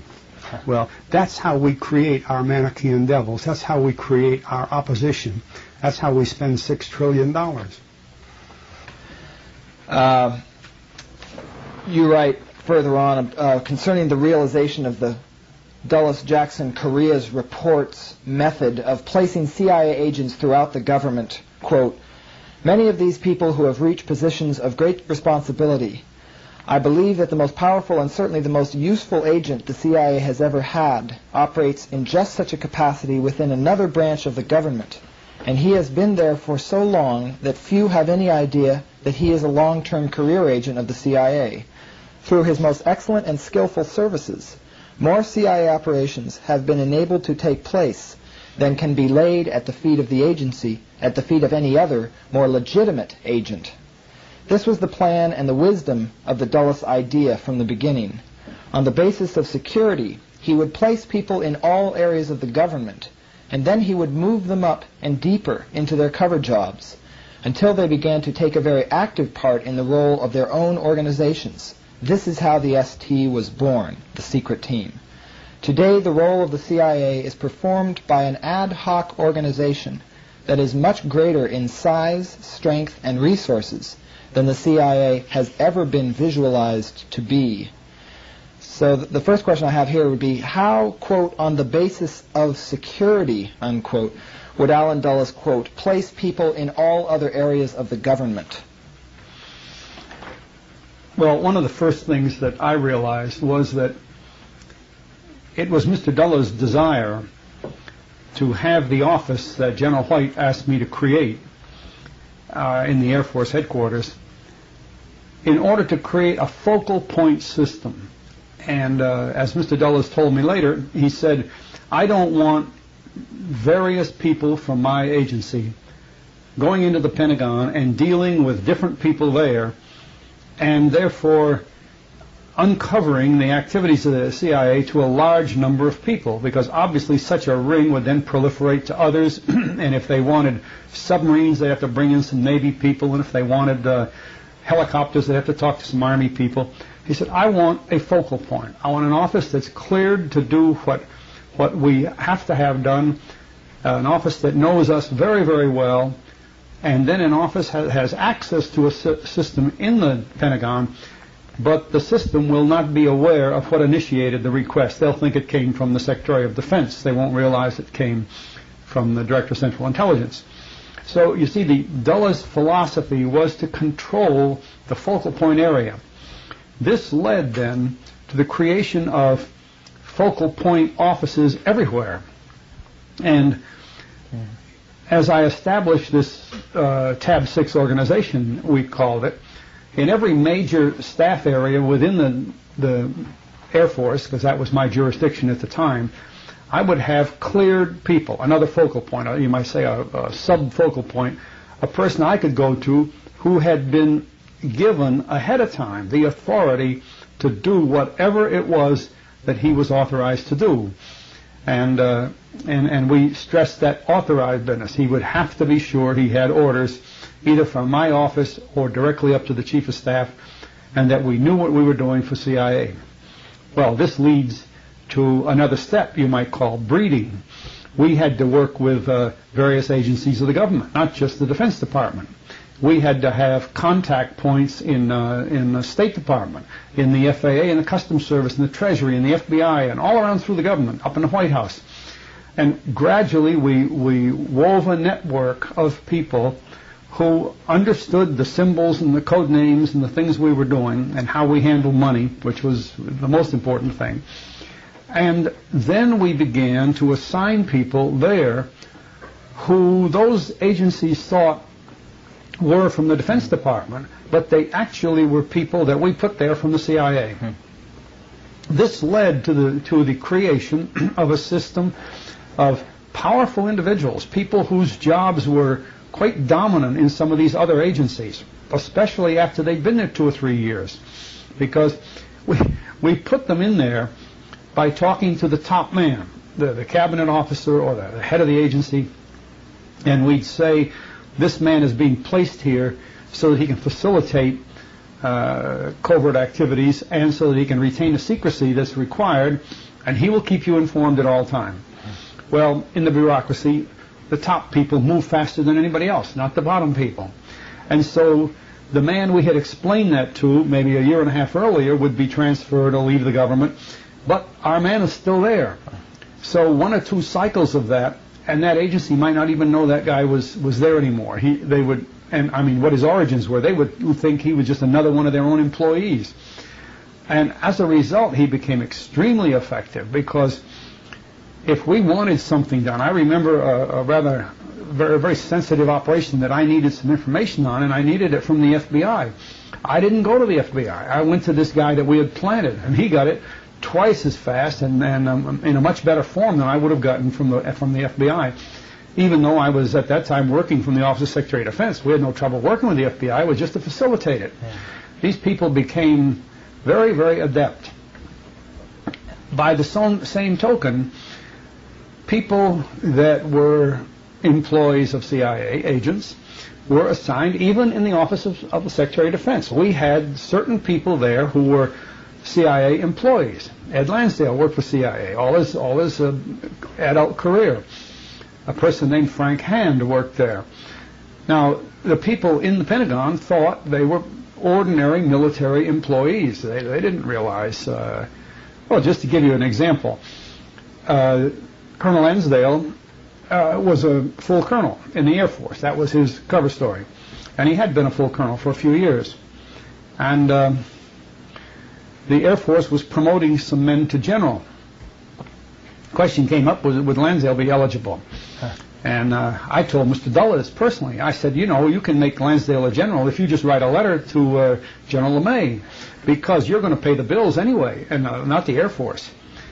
A few days later, I got a call from General LeMay's office. He called me in, and he had the list of men that the Air Force was promoting to general. And as I recall, it was only 13 or 14 officers, and LeMay, being General LeMay, knew every one of them except one.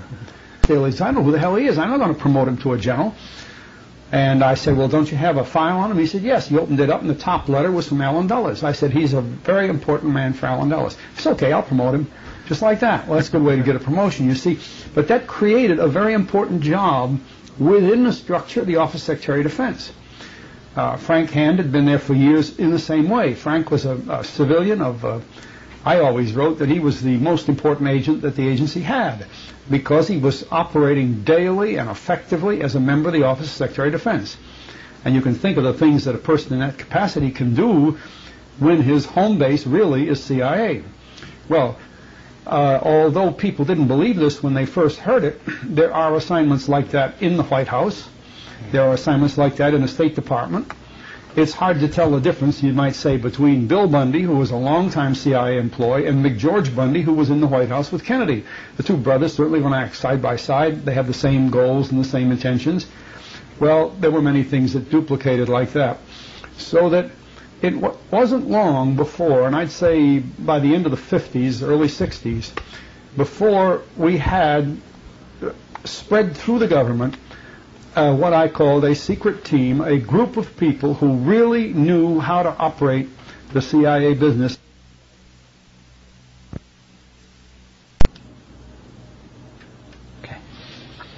This business of the inner team of workers, all actually operating within the law. There was once in a while some aberration, but we usually found it and brought it to Mr. Dull's attention.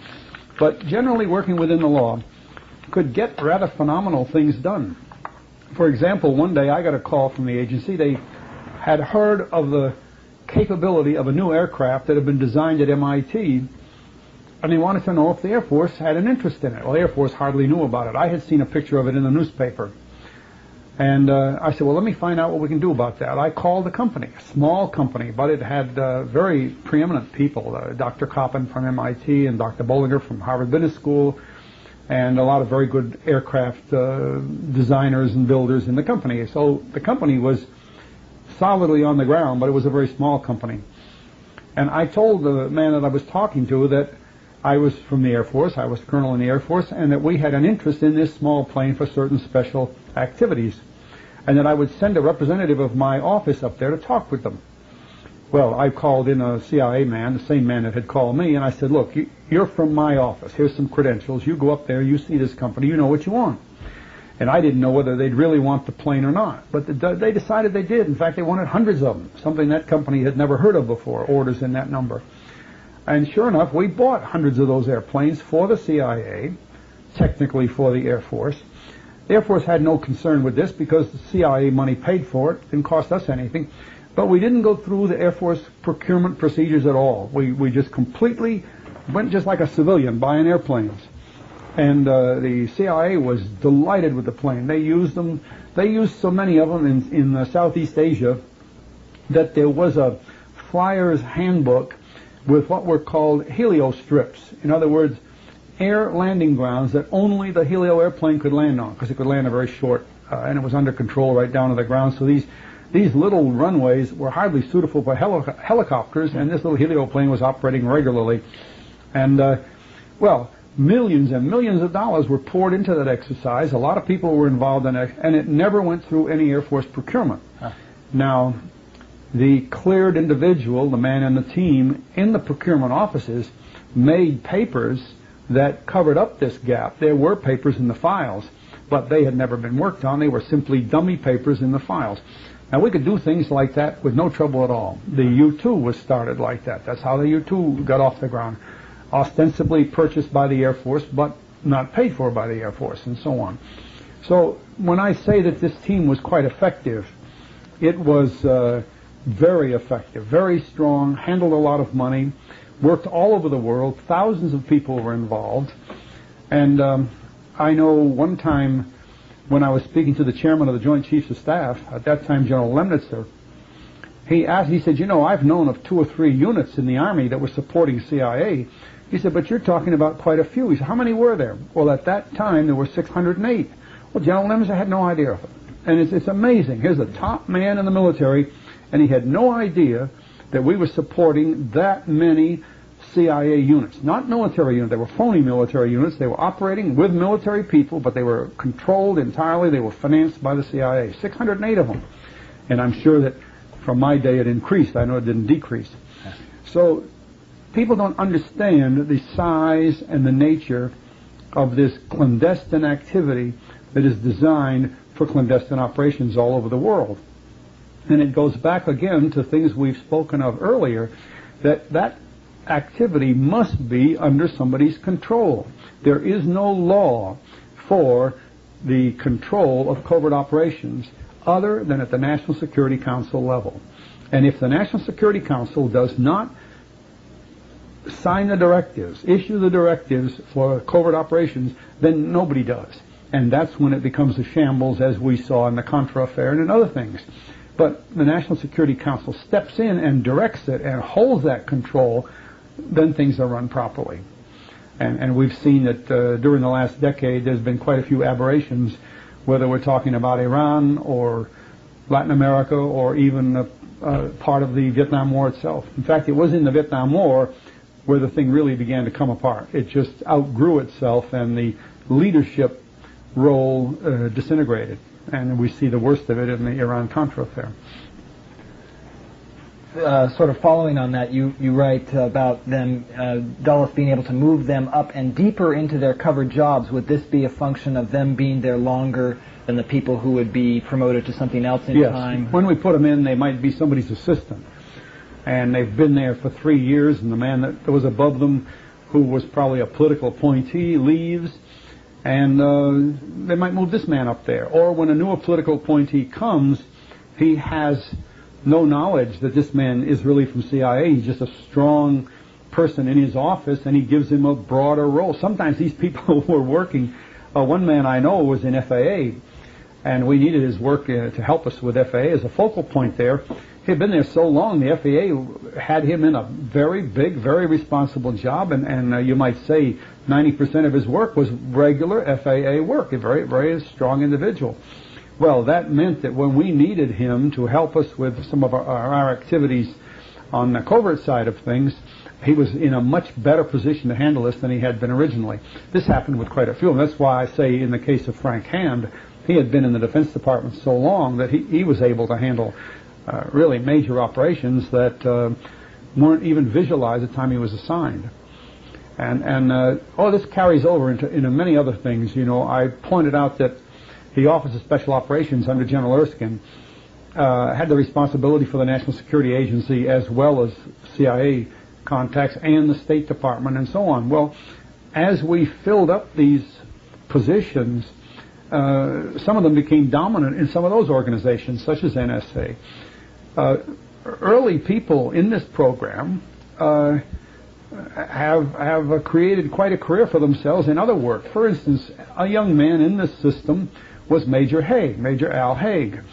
He went up through the system. He was working as a deputy to the Army's cleared focal point officer for agency support matters, who was the General Counsel of the Army, a man named Joe Califano, a very prominent lawyer today. When the General Counsel of the Army was moved up into the Office of Secretary of Defense later in McNamara's office, he carried with him this then Lieutenant Colonel Al Haig up to the Office of Secretary of Defense. And during the Johnson administration, when they moved to the White House, Califano and Haig moved to the White House. Then during the Nixon time, Haig, with all his experience in the White House, worked with Kissinger, and you can see that it was this attachment through the covert side which gave Haig his ability to do an awful lot of things that people didn't understand, because he had this whole team behind him. Yeah. Well, to be even more up to date, there was a Major Secord in our system, and Major Secord is the same General Secord you've been reading about in the Iran-Contra business.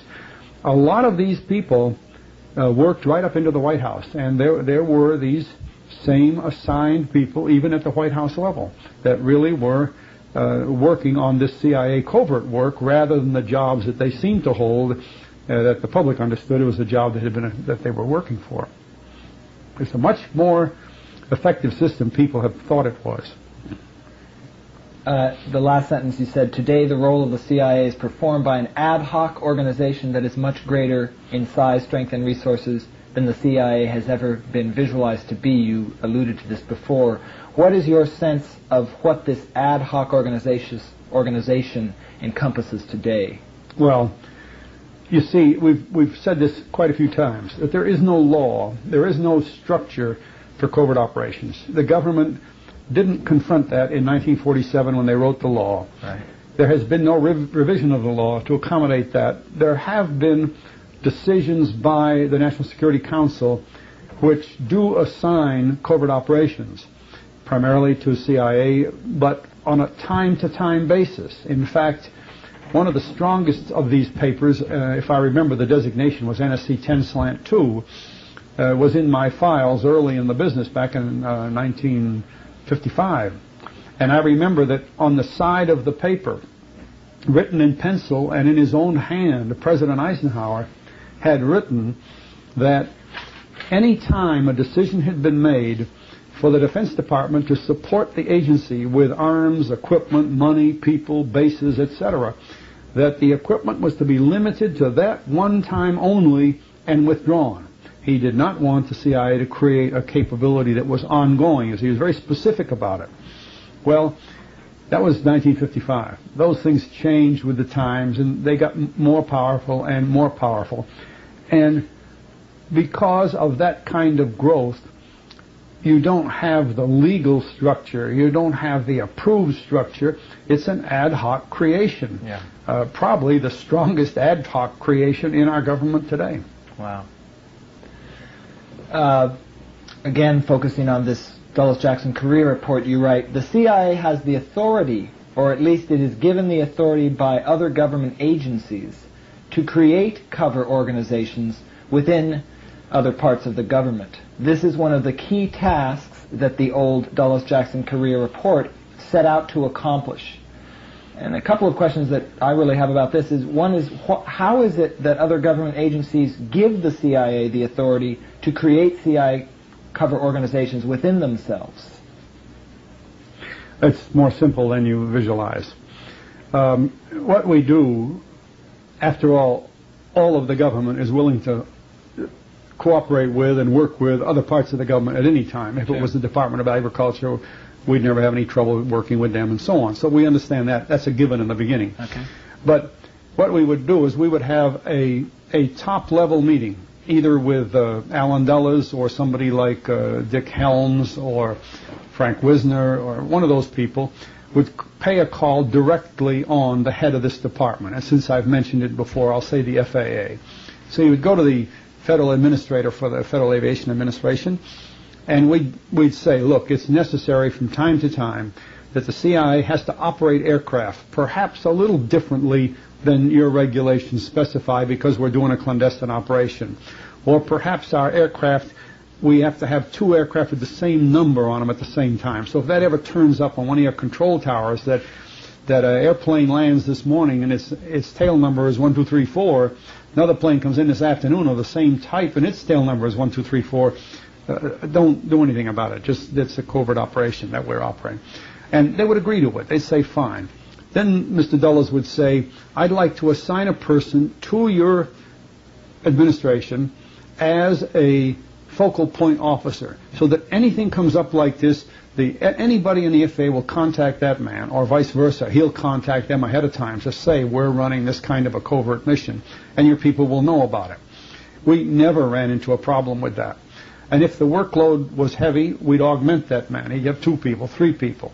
Or if there was something that was going to last for 3 months or 6 months, we might put 10 people there. And when we went to take the 10 people back, we might take 5 back and leave the 5 there. So that over a period of years, what had started as just a simple focal point office became a very large one. Mm-hmm. When I created Team B in the Air Force as a focal point office, I had 1 assistant and 1 secretary. In short order, I had several thousand people around the world. Wow. Things just grow by the job. By the nature of the work. Yeah. This is tied in with all the rest, as of course discussions of the CIA would be, concerning the fact that the National Security Act of 1947 was quite strict with reference to money for the CIA. Discuss the impact of the CIA Act of 1949, which made it possible for the agency to have no trouble at all getting adequate funds. I think without any question, the secret of covert operation is the control of money. And that begins with having an account, a good-sized account, and the means to use it throughout the government. By 1949, the CIA was able to convince Congress that many of the things they were doing were perfectly legitimate, and that many of the things they were doing cost money because they were paying for people in other government agencies. They were paying their salaries. You see, when these people were assigned, as I said, when General LeMay promoted Lansdale to be general, it didn't cost the Air Force anything. His paycheck came from CIA, and the Air Force paycheck would be torn up. It would go to a certain office where they would destroy it, and it didn't cost the Air Force anything. In 1949, the then Secretary of Defense, a man named Lewis Johnson, wrote a very important paper with respect to covert operations. He said that the Department of Defense would support the CIA in any of its approved covert operations fully, provided that the CIA would reimburse the Department of Defense for all out-of-pocket costs. They wouldn't have to reimburse for the purchase price of an aircraft because the Air Force had that, but they would have to reimburse for the cost of operating that aircraft, for the cost of any other facilities required, even for the salaries of crews that were assigned to that aircraft over a period of time.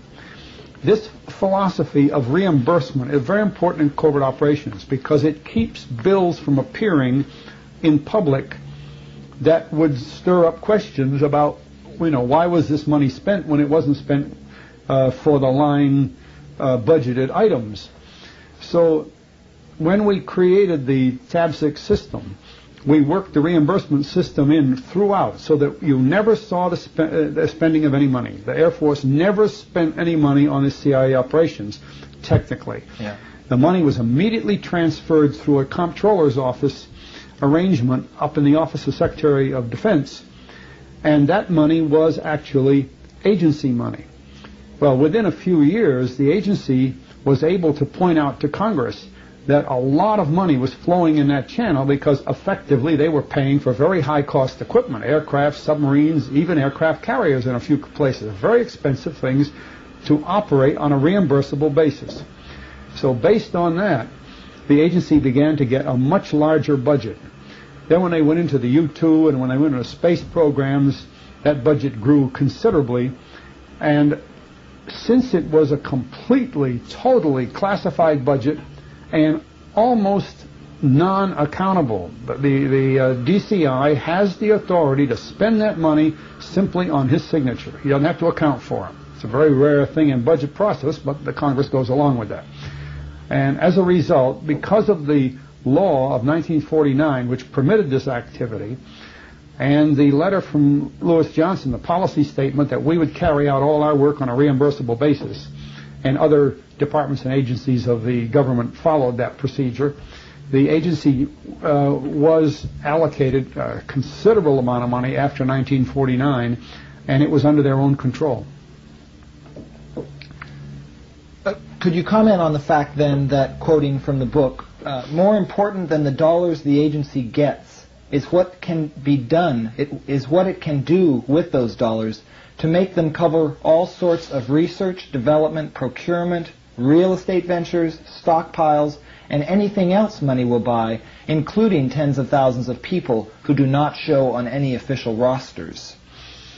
Yeah, one of the most interesting results of this horizontal application of money or reimbursement is that it can be used to pay salaries without explaining that they were for salaries. They're just an expenditure of money. The DCI would sign it off as an expense, but it might have paid for the salaries of 100 people. Well, I don't know how familiar you are with the way government handles its people, but each department and agency has a certain stated number of people that are budgeted for because they have to be paid every year, their pensions have to be paid, some of them have insurance and other obligations of the government, so they're very carefully monitored. This is one of the few places in the government where money equal people. Mm-hmm. And if you're paying people, we'll say $20,000 a year, and you spend $100,000 for 5 people, the $100,000 did not say it was for 5 people, whereas all the rest of the government did. And this enabled us to put people into programs that were not visible. Well, if you carry it out to other things, the same, we are able to buy aircraft that were not visible. We're able to buy radars that were not visible. So that the money in this method of operation is truly concealed in a budget without anybody. Congress doesn't know where it is. And I don't think they've ever made any attempt to try to find out where it is. They allocate a bulk sum and then just sit back. Well, there's no end to the things you can do with money that way. The agency, during my period of operation with them, for instance, had an account with the big banks in Wall Street that is like seed incorporated, street name accounts. I don't know whether you're familiar with that finance term or not, but one of the biggest of the street name accounts is Seed Incorporated, C-E-D-E.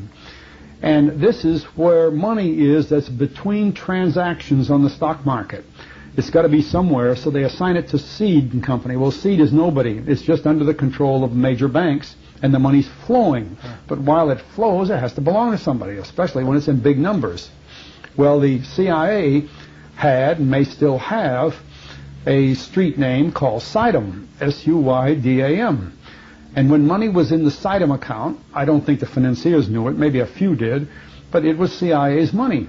Because some of the things they did, like, for example, operate Air America, in order to cover Air America's operation, they would have to do some commercial work. So they had quite an income from this huge airline. And that money would be put into the Suydam account. And it interested me one time when I had a breakdown of the Suydam account to find out that an awful lot of CIA money had been invested in a major supermarket chain in this country. And in today's world, they might have been able to take over the operation of the supermarket. But it was just a quick place to put money that the CIA had made and would spend later in their own operations. And it got to be very large amounts of money at time. Well, if I were in Congress today, I think I'd take a look at that, because you see, sometimes when you hear about the money being handled for the Contras or the sale of things to Iranians and everything, you begin to realize there is an awful lot of potential for money to be handled there without being accounted for. Well, we saw that back in the days when we did account for it, and I think people would be surprised to find out that it was such a large activity. Mm-hmm. This brings us to a degree with other ways of spending the money. One of the ways that the CIA, apparently from reading your book, as far as my understanding goes, was able to develop these cover units around the world that would hold equipment that would be earmarked for its use, even though it might be labeled a military unit, was through early aspects of CIA being able to involve itself in the war plans that were developed in the late 40s, early 50s that tried to combine nuclear strategies with conventional strategies. You write, as a result of the war planning role of the CIA, it was easy for the CIA planners to enter in the plans of all armed forces requirements for wartime equipment, vehicles, aircraft, and facilities that had to be earmarked and stockpiled for use by the agency in the event of war. Once such requirements were listed in the war plans, they could be requisitioned along with all other war plan material. This meant that the cost of this equipment would be worked into the military budget, and then in due time, each item would be purchased and delivered to the advanced base site where war plan material was stockpiled.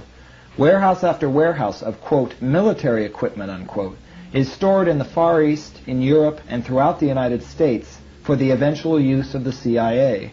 The cost of this material and of its storage, care, and conditioning is inestimable. As the years passed, and as the agency's, quote, military role became more a matter of custom and generally accepted, agency military cover units became so deeply covered that their neighboring military units did not know or forgot that the unit near them was not a regular military unit. By that time, requisitions from these CIA units were as readily acceptable as any others, and the units became easily self-supporting without any agency funding input. From this, I'd like you to please discuss this rise and growth of the logistical global network of the support side of the CIA, and how the existence of this relatively unknown component of the support section is fundamental to the CIA's ability to engage in clandestine operations. You see, this grew out of the natural war planning function of the military. And right after World War II and on into the early 50s, we visualized that a war would begin with some attack, we'll say on the NATO lines, more or less like conventional World War II, but that it would immediately elevate to the nuclear exchange. It was planned that in that nuclear exchange, we would try to preserve certain areas in the target country, say the Soviet Union, that would not be hit, and judging by meteorological data, would not be covered by fallout, which would be radioactive for years and years, and that in that area we would have the CIA create certain network agent functions and groups of people that we could immediately send Special Forces by Paradrop in, and this is the original Special Forces function, not the contrived one that grew on the Vietnam War. Well, with this in the war plan, then this becomes a matter of the basic military budget each year. And with the CIA considered a fourth force, Army, Navy, Air Force, and CIA, what the CIA needed for its war planning functions on behalf of the United States government, the total government, would then be treated as part of the military budget, not the agency's budget. Well, in the beginning, this amounted to trucks, aircraft, weapons, all these things that they would, radios and everything else, that they visualized their function would require right after the, what we used to call post-strike function. The agency learned that this worked pretty good, and they had warehouses under their name, in the name of a military unit. We would say, for instance, we'd create a unit, the 234 Provisional Support Group.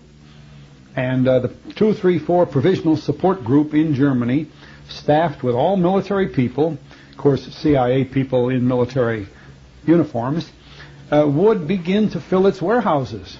And they'd have trucks and jeeps and guns and radios and everything else, ambulances, the whole works, everything else the rest of the military had.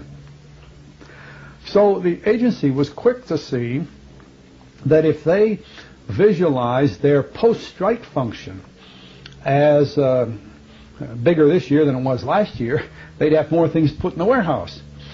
And then, since NATO exercises are run every year to train in the war plan, they would have to have more and more equipment for the NATO exercises, and they did a very good job of filling their warehouses, and then in using this equipment on, quote, exercises, which really were covert operations.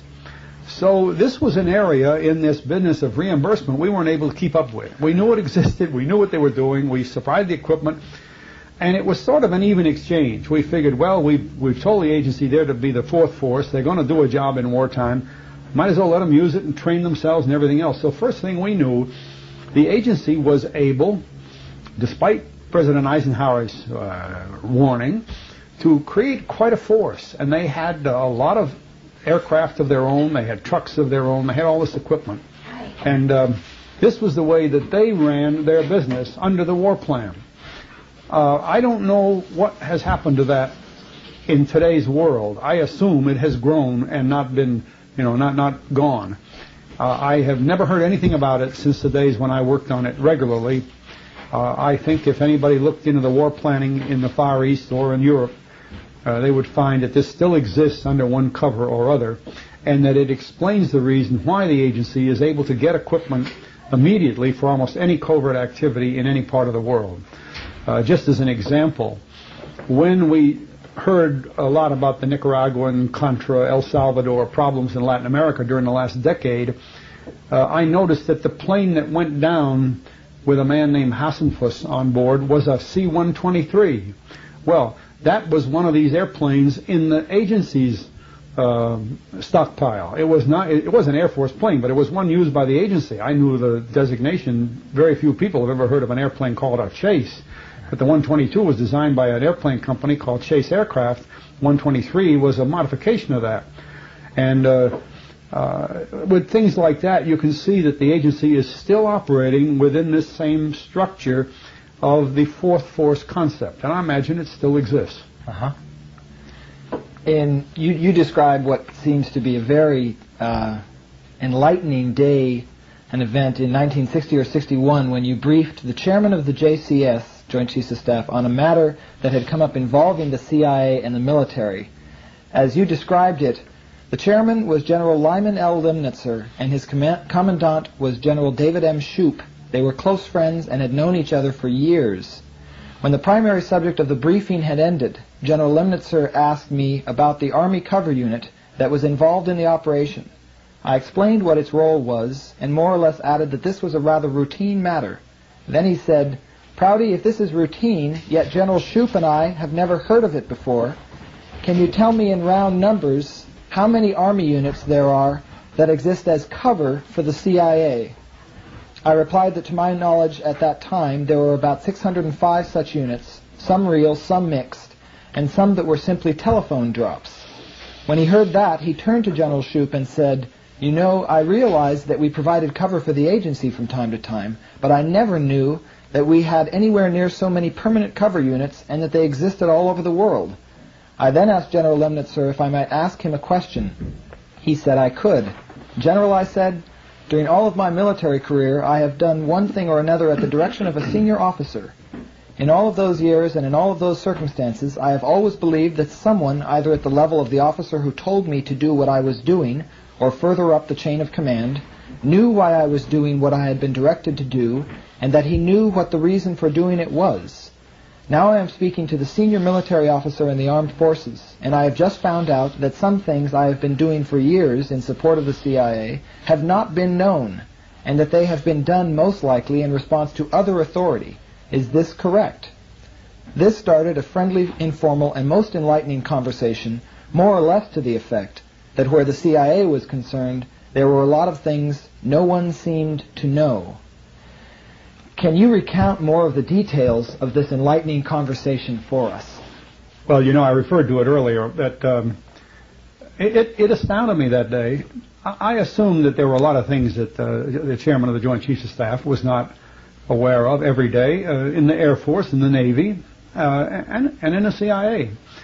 But I had never expected such a blanket answer that he didn't know, and that General Shoup didn't. Now, what we were talking about was rather specific.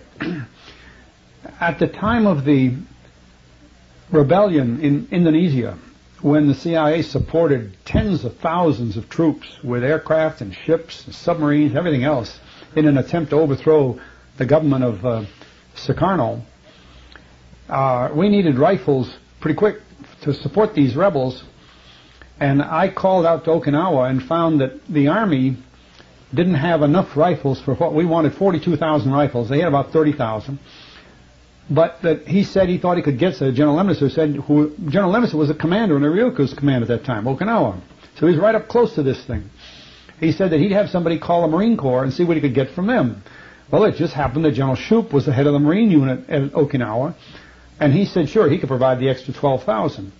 So without delay, we had 4-engine aircraft, C-54s, flown by Air America crews, but under military cover, appeared to be military aircraft, come into Okinawa and pick up these 42,000 rifles prepared for airdrop in Indonesia. They'd fly down the Philippines and down to another base we had and then over into Indonesia and drop these rifles. Well, of course, we replaced those rifles. The general didn't know where they were going. We just borrowed them, and the unit that borrowed them was military, and the call had come from the Pentagon. You had no problem with supplying the rifles. So years later, we replaced them. Well, then when I told him about that in the Pentagon, he said, you know, he never knew where those rifles went. And General Shoup said, you know, Lem, he said, when you asked me for 12,000 rifles, I thought you wanted them, and of course, being a good Marine, I gave you 12,000 rifles. He said, you owe me 12,000. They were sitting there kidding, but they never knew they went to Indonesia. You see, they never knew they were part of a covert operation going into Indonesia. Well, this is true of a lot of things that go on. We kept the books in the Pentagon. We covered that. We got reimbursement for it. That part of it was all right, and that's what kept it from a problem, because as long as General Lemnitzer's forces got the 30,000 rifles back and Shoup got the 12,000 back for the total of 42,000, they didn't complain to anybody. They had their full strength of rifles, you see. That's the magic of reimbursement. Well, this kind of thing, on an established basis, the units are there. When I said there are 605 units, those are operating units. Now, some of them may only be telephone drops because that's their function. They don't need a whole lot of people. They're just handling supplies or something like that. But put this in present terms. When Colonel North believed that he had been ordered to take 2008 TOW missiles and deliver them to Iran, see, there has to be some way that the supply system can let those go. You can't just drive down there with a truck in San Antonio at the warehouse and say, I want 2008 missiles. You have to have authority. And 2008 TOW missiles, I don't know what one of them cost, but it's an awful lot of money. And somebody had to prepare the paperwork for the authorization to let the supply officer release those, and I'm sure they went to a cover unit that North was using for that purpose. But it appears from what we've heard from this that unlike the way we used to run the cover operations, when these things got to Iran, these characters sold them for money. In fact, they sold them for almost 4 times the listed value of these things. And this is the problem Congress has been having, is what happened to the money after they got that. And you can see how the system developed. You see, originally we developed it on this one-for-one reimbursement basis. Another thing is we never use this kind of supply to deliver grenades to the Contras and charge them $9 a grenade or whatever it was. We just delivered the grenades. It was part of a government program. And the CIA would reimburse the Defense Department. Everything came out even. We didn't sell anything, you see. So I know how it worked in the 50s and 60s, but I can't tell you how it's been working in the 80s. I'm just astounded by what developed. But just like the general not knowing this, we had so many units in so many places around the world. And for instance, we learned that a scientist, as I recall at Caltech, had learned how to listen to radio transmission that was so brief that a whole paragraph would be a blip, electronic blip, milliseconds. And he learned to stretch that millisecond blip into readable language. He did it with, I think, what electronics experts would say, and I certainly am not one of them, is like this characteristic of a cathode tube that when you turn the thing off for a little while it still glows. Well, this was called, well, I can't remember in a moment, but Rambo, the Rambo effect. And Dr. Rambo realized he could do that with radio wave just as well as the cathode tube could do it. And the Soviets were using this blip transmission on CW wave, constant wave, like LORAN, to deliver secret messages. Well, the minute CIA heard about that, obviously they wanted the capability. So we used an Air Force unit to go to one of the major radio suppliers, electronic suppliers for the Air Force, and by feeding CIA dollars into that ongoing contract and without raising any eyebrows at all, we had that company over a period of about a year and a half develop a super receiver capability that could listen to the CW tone, discover that millisecond blip on there, stretch the blip to readable language, and then get a translator to translate from Russian to American. Well, now, that's a tremendous achievement when you think about it, because it broke the whole system of that kind of cryptology, and it did it with dollars that never affected the Defense Department, but we used the defense structure to do it so that the company that did it had no idea that they were dealing with the CIA. They just thought it was part of an ongoing Air Force contract. That's one of the way these things are done. There's a major company in this country in the Fortune 500 listing called EG&G.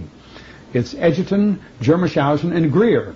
And most of their work is in a very highly classified area of operations for the U.S. government. Well, I'm not sure to this day that EG&G realizes that in their earlier days, when they were a somewhat smaller company, much of the funding that went into their company came through this channel from the CIA to the Air Force and to EG&G, so that EG&G would develop these very, very special things, really for covert operations, not for Air Force or Army. But there's a lot of companies that have had those contracts, and this is not a small operation. And the only thing that bothered me, and it bothers me today, was that there was no way to let the chairman of the Joint Chiefs of Staff know this. Now, I think my role, since I was had just been assigned to the Joint Chiefs of Staff, my work, if you'll remember my earlier bio material, I was 5 years with the Air Force and then 2 years with the Office of Secretary of Defense. And then Mr. McNamara decided to transfer that to the Joint Chiefs of Staff. Well, one of my functions there was to become a briefing officer for the chairman so he would know what was going on. Mm-hmm. And I think we served quite a purpose there, because from that time on, every time we got into one of these things, I would brief him right away. And that at least kept him alert to this. Now, again, I fail to see that function, we'll say, in this Iran-Contra era. I don't think anybody from NSC was going down to the chairman or the secretaries of the various departments of the military and saying, this is what we're doing, or this is just to keep them current. After all, they have the right to know all this. See? Right. It's an important function. It's a much larger function, much more costly function than people realize that it is. And because of the odd way this country has decided to do covert operations, it's almost uncontrolled, except for NSC. And if NSC does not do their job, then it is uncontrolled. And this is the big issue today, even after Ollie North's trial. The NSC members are sitting back and saying, we didn't do any of it. It seems to me the jurors realize they did. They think Reagan was involved, Bush was involved, Weinberger was involved. They had to be involved, you know.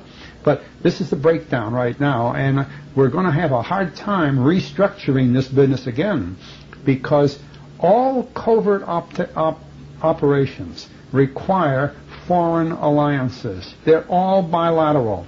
You can't take an aircraft and make a power drop in Tibet without letting the Indian government know that you are using their airways to fly to Tibet for an illegal or a covert drop.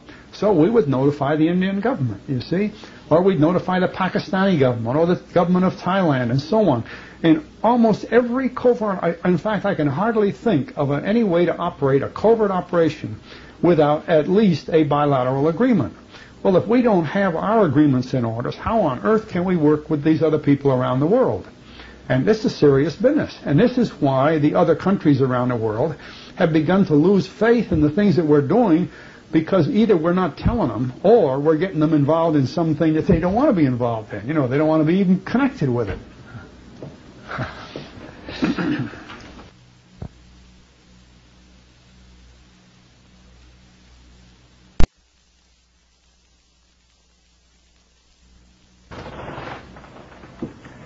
One or two more follow-ups then. What was the sense among the three of you talking there about the implications that where the CIA was concerned, there were a lot of things no one seemed to know?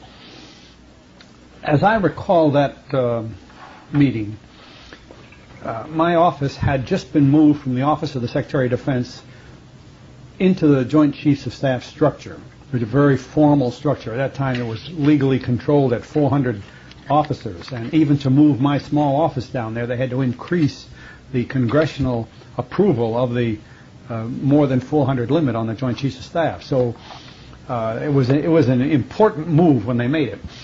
Now, although I may have joked a little bit about the generals not knowing that such an enormous organization existed around the world in our support of CIA, they were very serious about it. They felt that it was a real oversight to have this sort of thing going on without review. And I'm of the opinion that this is one of the real reasons why the Joint Chiefs of Staff and Mr. McNamara had agreed to establish this Office of Special Operations within the Joint Chiefs of Staff, so that all the military forces would be treated equally in their supporting activities in the CIA, and so that the chairman would always be briefed on what was going on in covert work. And in the support of covert work, which goes on every day, the covert operation might be 10 days, but we're supporting them year-round. It was a serious business, and they recognized it as such. You write further on that by the time of the Bay of Pigs operation, the CIA was part of a greater team which used the agency and other parts of the government to carry out almost any secret operation it wanted. By that time, this organization had the equipment, the facilities, the men, and the funds to carry out clandestine operations that were so vast that even on the basis of simple definition, they were no longer truly secret, nor could anyone hope that they might be. The availability of supplies and facilities made it possible for all of this to come about. The growth of the CIA and of the greater secret team has resulted more from the huge success of the Deputy Director of Support side of the agency than from either the Deputy Director of Plans or the Deputy Director of Intelligence. Please comment on the importance you ascribe to this Deputy Director of Support side of the agency. Well, it's one thing to have an approval to carry out a covert operation. and then to be able to go to the Defense Department or any other part of the government and get support for that operation. It's a completely other thing to have warehouses full of equipment, ships, aircraft, and people all over the world, and be able to carry on covert operation in a regular basis. And by you've used a good point of reference, the Bay of Pigs. By 1960, when President Eisenhower approved the early actions that later led to the Bay of Pigs, and these were very, very small matters, the agency was able itself to schedule a program that they knew was going to be a major program. Any of us in covert operation knows that 3,000 men in a program that led to putting, 1,200, 1,300 on a beach in a foreign country is not covert. You can't train 3,000 men in Guatemala, Nicaragua, some unfortunately in Mexico by inadvertence, and operate radio stations off islands in the Caribbean, etc., and call it covert. It's just a joke. The New York Times was reporting on the program almost daily. Castro was broadcasting about its threat almost daily, and yet it was called a covert program. The thing that was against being covert was its size. But, be that as may, the CIA had the aircraft. They had the B-26s. In fact, as I think I said sometime earlier, we had created for the Cuban exiles an air force, a tactical combat air force that was larger than any air force in Latin America at the time. And that came from CIA assets. That was their aircraft. There were planes that were used in the Indonesia business. They took planes back from the Vietnam theater. They used a lot of C-54s that Air America had put together. As a matter of fact, it's very interesting what they did do. They even brought Philippine Army officers who had worked with General Lansdale in the Magsaysay campaign in the Philippines back in the 50s. They even brought some of those officers into Guatemala to do the training there. See, they had the facilities that were worldwide and involving people even from other governments. So this is what they had gotten into existence in time to run something like this anti-Castro program. Yet, when it started, the first request the agency made to the Department of Defense, when they got the approval from Eisenhower to start this anti-Castro move, was for 2 Navy doctors. That's all they needed. They said, we need 2 Navy doctors. The Navy did not want to give up 2 doctors at that time. They didn't have 2 that they could do it because it was a long-term, indeterminate period. So the CIA men came to my office and they said, could we get 2 Air Force doctors? Most of our doctors were flight surgeons. We did not want to give them up. But I talked to the chief surgeon in the Air Force, and he had a few doctors at that time, I think at Lackland Air Base in Texas, that would be willing to do this on a voluntary basis and that he could spare. So it happened that we sent 2 Air Force doctors to begin the program. That was all it was. They didn't ask for anything else. Here's the anti-Castro program beginning, and they wanted 2 doctors. Of course, we asked them why. The reason was that they were going to put hundreds of Cuban exile men who were enrolled in the Army at a small military base that belonged to the U.S., was used by the U.S. in Panama. And they needed doctors because the men would be in the base in Panama. They didn't ask us for equipment. They didn't ask for airplanes and rifles and all, trucks and everything. They had that. So they could, just by filling in with a few things they didn't have, they were ready to go. And they were ready to go more than we thought. They had a lot of capability. Within a month or so, they were building a big air base over near Talileo in Guatemala. And they did this themselves. Bulldozers and every other darn thing. And, of course, with their money, they bought for the construction. So by the time of the 1960s, the agency could run major operations, major warfare, you might call it, by themselves. Well, this led to an interesting bit of political development, because during the summer of '60, we were using primarily World War II transport aircraft called a C-46, carry 40 or 50 people or carry a pretty good sized cargo. We'd fly it from Guatemala or Nicaragua to Cuba. We would not fly it from the United States. We didn't want any reference to the United States. They still thought they were playing a covert game. and we'd make airdrops in Cuba. Well, this was a kind of a touch-and-go game, and many of the airdrops just disappeared. They didn't drop to the right people, or Castro found out about it and intercepted it for him. But in any case, that's what they were doing, small airdrops, and mostly of equipment, weapons, communications gear, to what they thought were people on the ground who would handle it in the anti-Castro movement. Well, that went on until the political campaign of 1960, and it was pretty active. And the most active person on this from the administration side was Richard Nixon, and he was running for president and against Kennedy. In the very close election, when Kennedy won, within a week, the agency came in and told us that they were planning for a force of 3,000 Cuban exiles, and that their target would be an invasion of Cuba.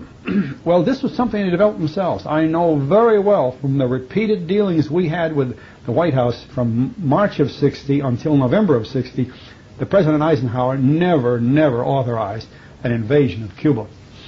But the agency, able to plan for that themselves, and realizing Eisenhower was in a lame duck position after the election, and that Kennedy, although he knew about this training program, had no idea what the limitations put on it were, would probably accept this kind of thing.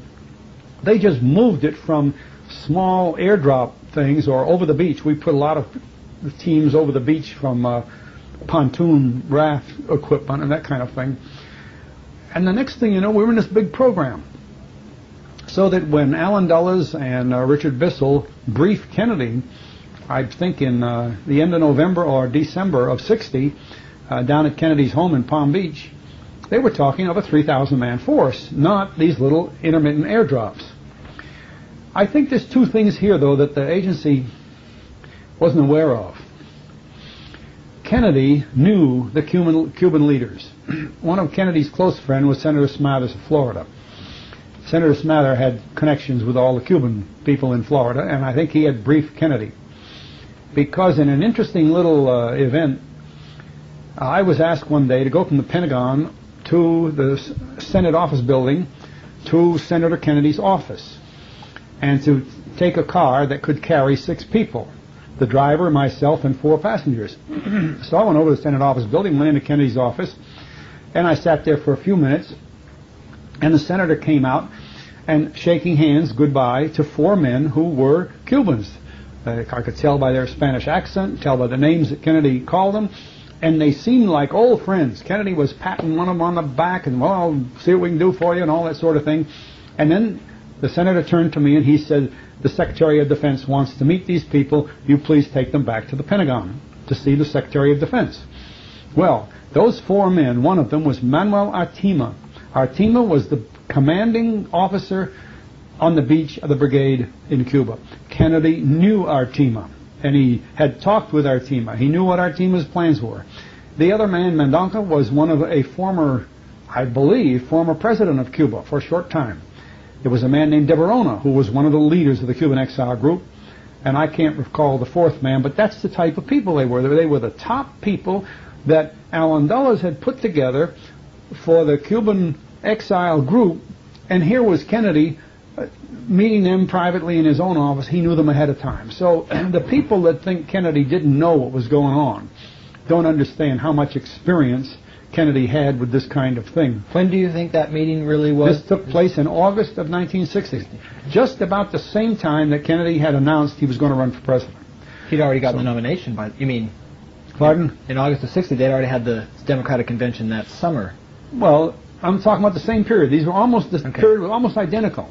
And in fact, I can tell you how we can pin the date down. There's no question about it. Artima had just come from addressing the annual American Legion Convention in Detroit that year, which I believe was in August of 1960. So these things were happening one right on top of the other, you see. But the most important thing was that later on people were saying, well, Nixon knew all about this brigade going into Cuba, but Kennedy didn't know about it. Kennedy did. Yeah. He was smart. He kept it quiet. Well, as this force developed, by January of 1961, just before the inaugural, the agency was making regular plans for an invasion on the beach. And they brought in a Marine colonel named Jack Hawkins to head the tactical situation, to make the plans for it. And it was a very good plan. I think I mentioned earlier they decided that the absolute fundament of the plan was to wipe out all Castro's combat aircraft, which meant the CIA was going to use their own aircraft, which had the combat capability. These were these B-26s that had been developed for the Indonesian campaign, and use them in air battles, go right over Cuba and destroy Castro's air force before they ever invaded the beach. This was a key to that program. Well, I'll go that far with this story because I don't think we're supposed to be talking about the Bay of Pigs. But you see, they could do these things themselves. Even the beginning of combat in Laos and combat in Vietnam were done with equipment that the agency owned by the period of 1960-61. It was a major combat force by that time. Mm-hmm. Do you think, from your own experiences, that Allen Dulles knew back in the late 40s, or at least by the time he wrote the Dulles-Jackson Career Report, how important this component of the CIA would be? You mean to develop the its logistics. own? Well, of course, the thing that Mr. Dulles realized, and we must not downplay the ability of Jackson, who was actually was deputy director of the CIA for years too, a very knowledgeable man, and Matthias Correa. They realized that covert operations require materiel. And they also realize that if you don't have your own, you can't make your plans yourself.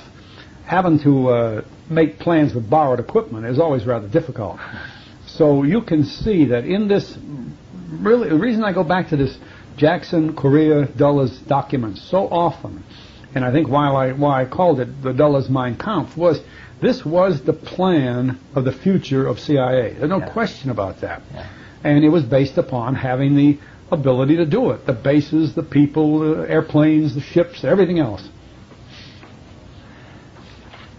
Writing about some of the attempts of some senators to try to, or Congress people to try to have a little more oversight of this potentially runaway capabilities, you write, it was in 1955 that the then new Senator Mansfield, among others, attempted to get a law through the Congress that would establish a strong watchdog committee to oversee the CIA. One of the principal reasons this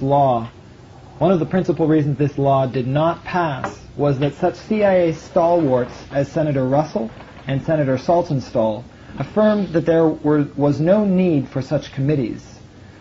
I have worked closely with Senator Saltonstall and many others who were on those committees, and except in rare instances, they never knew that the CIA was so huge. They knew how big the CIA was within the bounds of the real or intelligence organization, but none of them knew about its tremendous global base capability, and what is much more important, none of them knew the intricacies of the agency's supporting system that existed in the name of the Army Special Forces and the Air Force, Air Supply, and Communications Wings.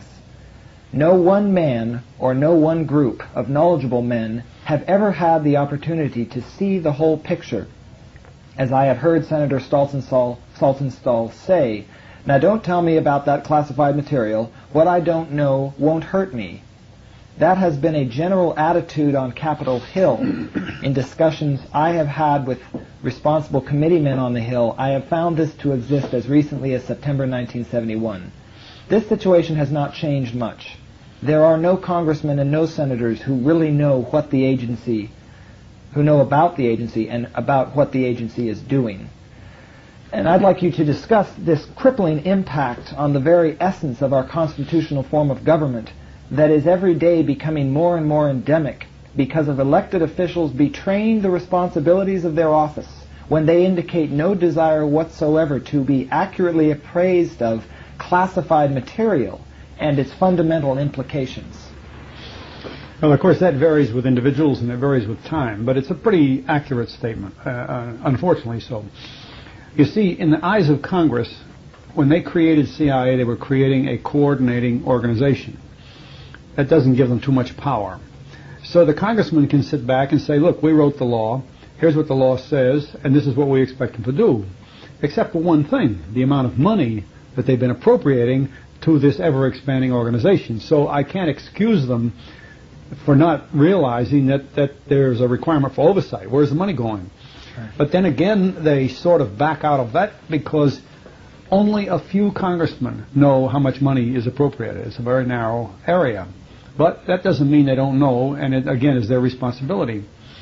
So they lean on the fact that, look, to control the CIA, we created an organization called the NSC. The President, the Vice President, the Secretary of State, and the Secretary of Defense.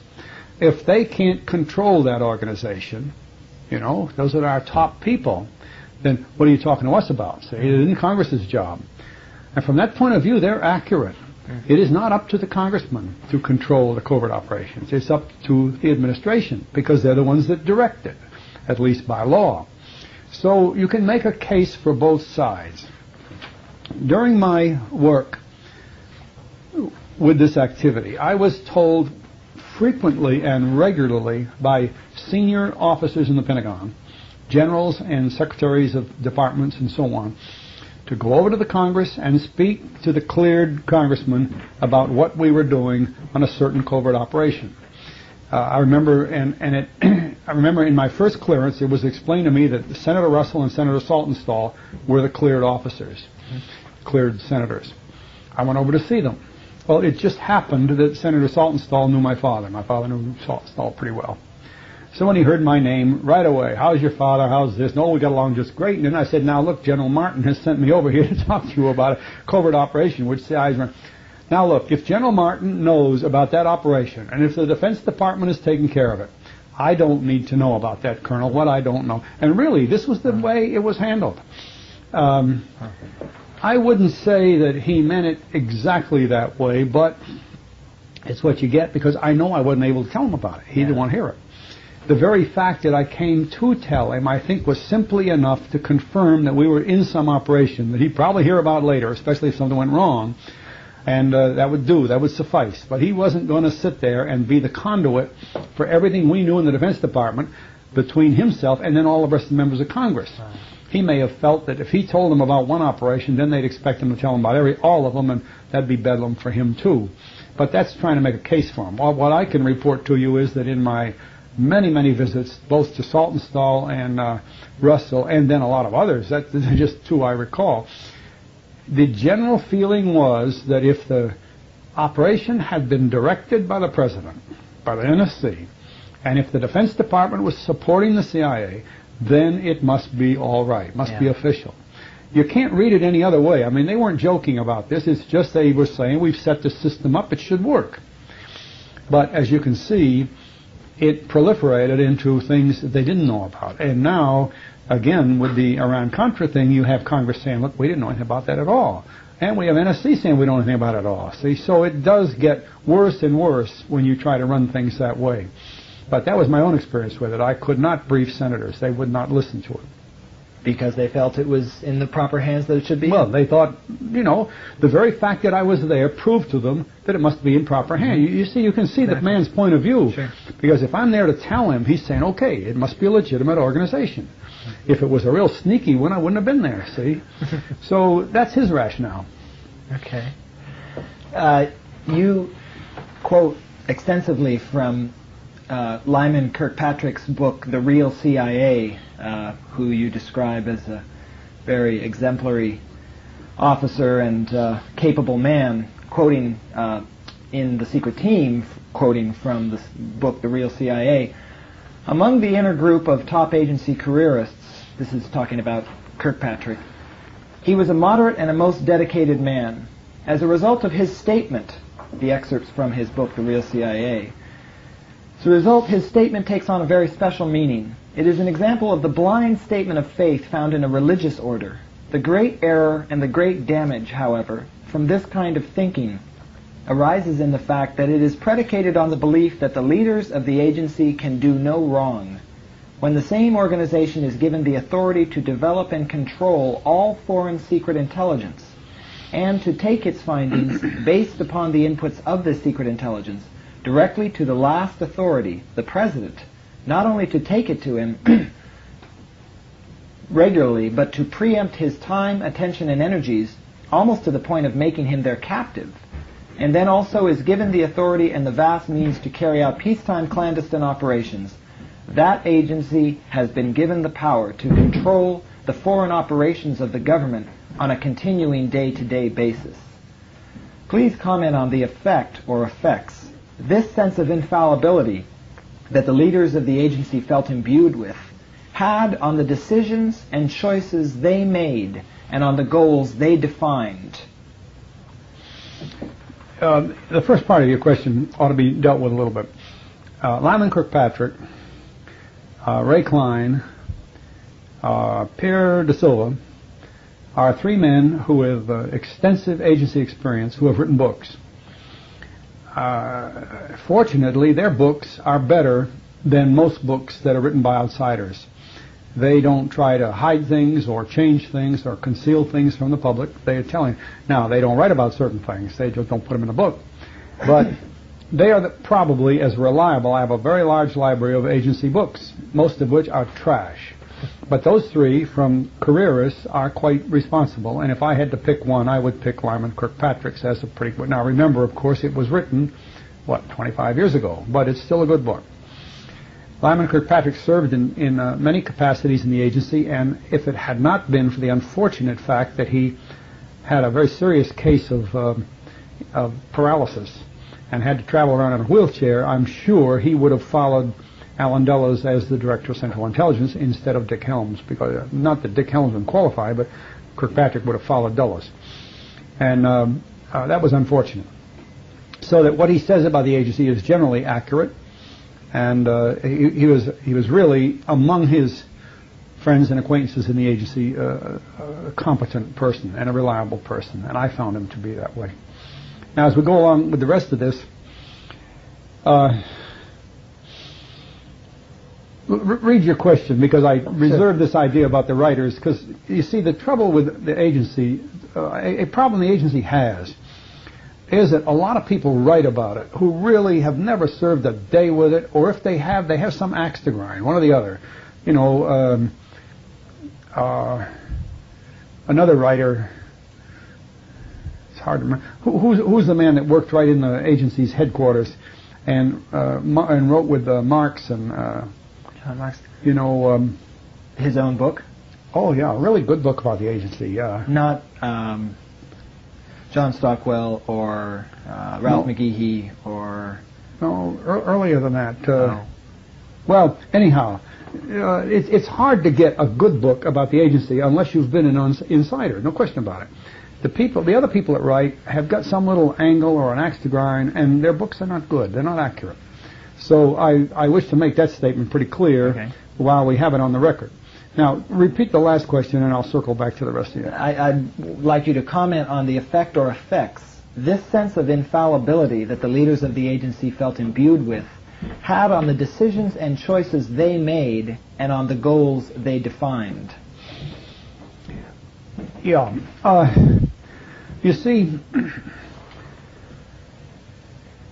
to really understand CIA, you have to remember that perhaps its best cover story is that it's an intelligence organization. See, it doesn't do much intelligence. Intelligence is gathered by other assets throughout the government, among which today the agency has quite a bit, but that wasn't why they were created. In covert operations, which is their big money deal, you then divide up into like the mechanical and electronic things like U-2s and SR-71s and the satellites and all that, photographs and that whole business. Okay, that's the technical side of the agency. Then you get into this other part of covert operations where you're dealing with people and spies and agents and that sort of thing. Now, that's a business that almost...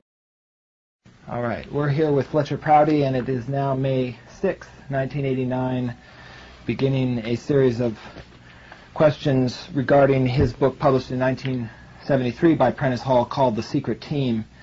One of the most essential parts of post-World War II American political action and agendas seem to hinge on events that happened immediately after World War II. With the passage of the National Security Act of 1947, why don't you discuss the original intent of Congress of the role of the CIA as specified in this law? It's very important in trying to discuss the National Security Act of 1947 to be sure that we go back into the spirit and the thinking of the time. We had just ended the greatest world war ever fought in late 1945 with the surrender of the Japanese on September 2nd, 1945. Early in 1946, President Truman abolished the OSS. There was no longer a need for an operating organization of that type now that the war was over. But there were assets of the OSS, primarily such things as agents lists, who the agents worked with, and other activities like that you just can't abandon. They have to be taken care of. And these were placed in an office which was concealed in the State Department for quite a while. And also, President Truman, by presidential directive, created the National Intelligence Group and placed it under General Vandenberg, Army officer, but later the Chief of Staff of the Air Force, who had a considerable experience with intelligence matters. Both of these acts by President Truman were more or less standby. He knew that there would have to be some change in the law to act on these intelligence matters. At that time also, you'll remember that the Soviet Union had been our ally during the war, was not a stated enemy as it became very shortly after that. So that the National Security Act of 1947, written, the language of the law, written during 1946, was based pretty much on the reality of World War II and not upon the Cold War realities. Now, for those of us looking back, that's kind of hard to think about because we have so ingrained in us now the fact that the Soviet Union is the enemy, communism is the enemy, and that the Germans and the Japanese and the Italians, who were our enemy in World War II, are all now friends. So you must go back into that era and begin there when you talk about the origins of CIA and the passage of this very important law, the National Security Act of 1947. Because I was teaching a major course, a year-long course at Yale called The Evolution of Warfare, I was very interested, of necessity interested, in these activities of 1946 and 47 as part of my course. So I read everything I could get from the congressional hearings, from the newspapers, everything that was going in those years toward the creation of this law, this new law. What you could see was some rather practical things, and then you could see some indications of things that were going to come. First of all, the Army and Navy had to share their aviation interests with a new branch of the service, the Air Force. That was one of the things that the public recognized about this new law. We created then a single Department of Defense. We hadn't had one. And many of the many of the officers that had fought World War II did not like this term Department of Defense. There's a very basic distinction, especially in warfare, but in athletics, in sports, in competition, between being on the offense and being on the defense. On the offense, you know what you're doing. On the offense, you're planning something. If you're on the offense with a Department of War, as we used to have, it doesn't mean you're planning to fight, but it means you're ready to fight, and you let everybody know that. If you're on the Department of Defense, you're waiting for somebody else to make a move, and then you react. The philosophy of the entire military structure of this country changed with this business of the Department of Defense. And coming as it did right when we were the most powerful nation in the world, with an enormous Army, Navy, and Air Force, and the nuclear weapon, which nobody else had in that period. School in the 40s, you could talk about an enemy. but we were a Department of Defense. We weren't supposed to be talking about a particular enemy. And gradually, enemy became synonymous with Russia. And if we had opposing forces in a combat situation, we'd have the blue forces and the red forces. And we always knew we were the blue ones and that the Soviet. Gradually, this thinking came about. So while we were predominant with the nuclear weapon, it almost was ridiculous to think of any country as equal opposite force to ours. And that furthermore underscored the enormous mistake made in calling this military the Department of Defense, because if ever we were strong on the offense, it was immediately after World War II. We weren't a defensive nation at that time, but we were made a defensive nation by the Department of Defense. It's I haven't heard many people discuss that in these so many words. I did in Yale when I was teaching. I used to talk about that a lot because I had hoped that that was not really what was going to be the end of all this planning. Well, as the CIA started late in '47, it was primarily a rollover of World War II trained military people. The head of it was an admiral, Admiral Hillenkoetter. Mm-hmm. And I think out of the number that they had, over 5,000 were directly serving military people. They weren't reservists or anything. They were active duty people. And gradually, people from OSS and new recruitment began to fill up the agency. But that took years. That got into the Allen Dulles era in the Eisenhower administration. During the late 40s, the number of civilians that rolled into the agency gradually was a relatively small number. I say relatively small with respect to, say, today. And among them, though, were some very strong OSS residual members who were well-trained in the side of covert work that involves clandestine operations. And despite the fact that that was totally overlooked in the law, even so much as to suppress that kind of activity by not putting it in the law and not creating a budget basis for that kind of expenditure of funds, the people with that training came into the CIA. Certainly the military wasn't going to get into that business, nor was the State Department. So it was a question of where do you keep this? So the residual OSS capability fell into the lap of the CIA. But even then, that took years. That didn't happen until General Walter Beetle Smith came home from Russia, where he had been ambassador to Russia, and became the director of Central Intelligence in, I believe, about 1950. October of 1950. And at that time, he brought Allen Dulles in as his deputy director of plans, which means in charge of covert operations. Well, Dulles had been with the OSS.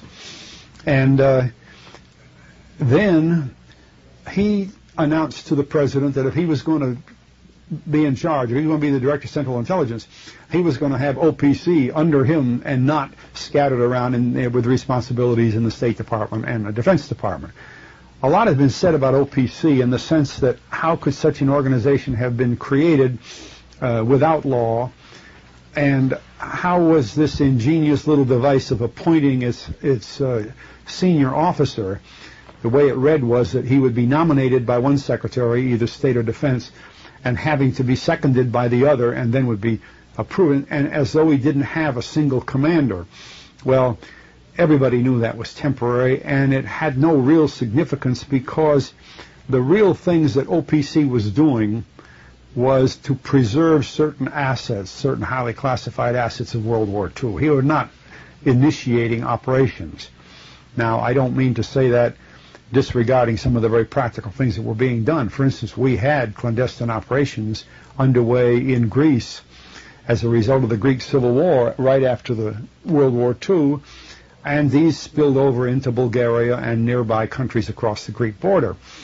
We had other operations going on in China, but relatively speaking, they were small, and they were, again, residuals of World War II. They were not planned operations as against some communist nation or that kind of thing. They were there, but they existed, and this was there. And the chief of OPC at the time was Frank Wisner, who had been a very dominant OSS leader in Eastern Europe during World War II, and later who led this massive campaign against Indonesia in 1958. So Wisner was very active in the covert activities.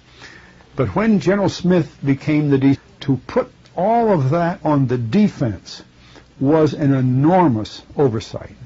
And those of us who were close to all that felt it that way. There was no way to say that the World War II armies of the United States were to go on the defense. That destroyed really the structure of the army, and a lot of people on active service felt that at that time.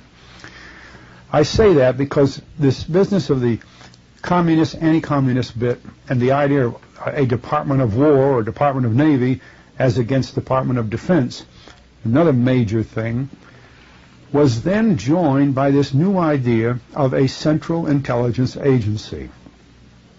Now, one of the problems during World War II was not that we did not have enough intelligence. It was that it wasn't coordinated. The intelligence that General MacArthur and Admiral Nimitz had in the Pacific was not always coordinated with the intelligence that General Eisenhower and General Bradley and their allies had in the European theater. And a lot of times Washington had different intelligence from different sources and didn't have the means to coordinate it properly for the overall benefit of our military forces who were fighting all over the world.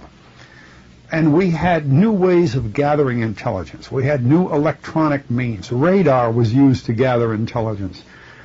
We had aerial photography. We had all kinds of devices that were not in the ordinary James Bond intelligence of pre-war days.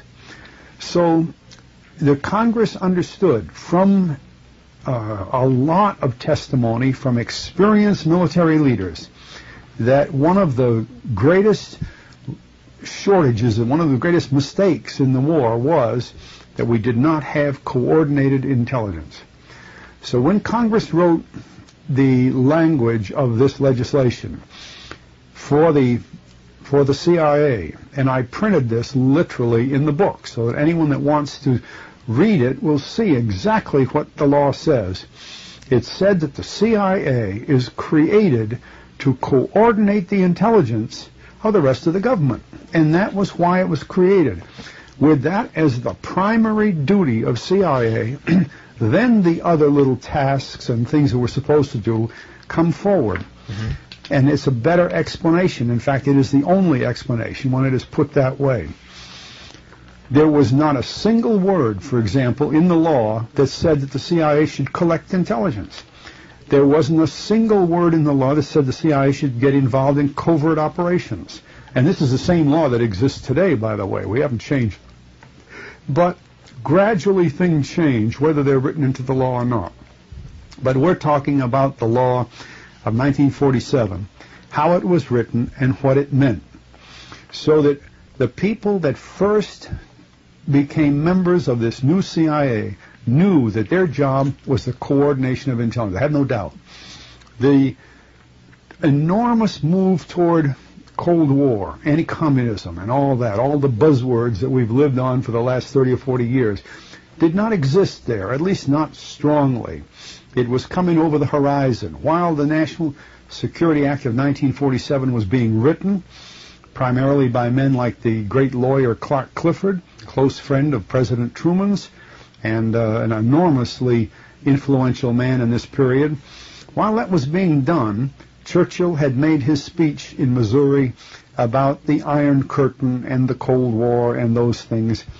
The country was beginning to move in that direction. The era, the strange McCarthy era, had not come, but it was inevitable. It was on the way.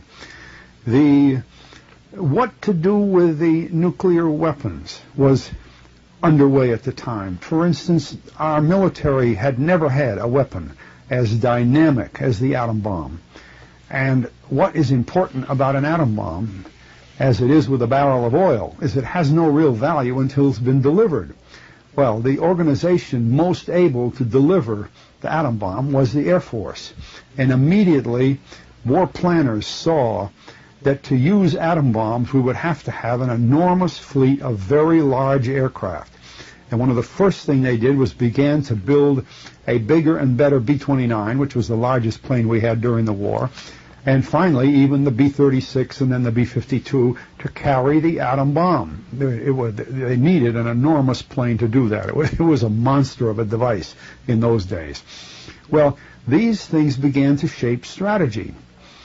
Then as they began to think about this, if atom bombs were going to be used as the primary weapon, how were you going to put a Navy and an Army into the battleground that atom bombs had devastated or could devastate, either way? Because the enemy didn't have it. See, the enemy then, it used to be interesting. If you went to a military CI, he insisted upon bringing that group into the agency. Now, strictly speaking, that was not supported by law. It was sort of an expedient. One of the most important facets of this National Security Act of 1947 was the creation of the National Security Council. We had not had something like that in peacetime in other years, not under Roosevelt and not before, and I don't even recall anything like that in the World War I period. What was decided was that there are times when, for purposes of national security, there must be top-level decisions, and that the President needed assistance in making those decisions. So the National Security Council, by law, is the President, the Vice President, the Secretary of State, and the Secretary of Defense. No others. They can invite others, and others do attend the meetings, but there are no other statutory members. If we relate that to today's affairs, in all these questions about the Iran and Contra hearings and all those problems, there could not have been a decision about covert operations involving the Contras or Iran or exchange of hostages or any of that without a decision from the National Security Council. That's by law. There's no other way to do it other than an illegal way, and I don't think that's ever even been assumed, that there had to be decisions from the National Security Council.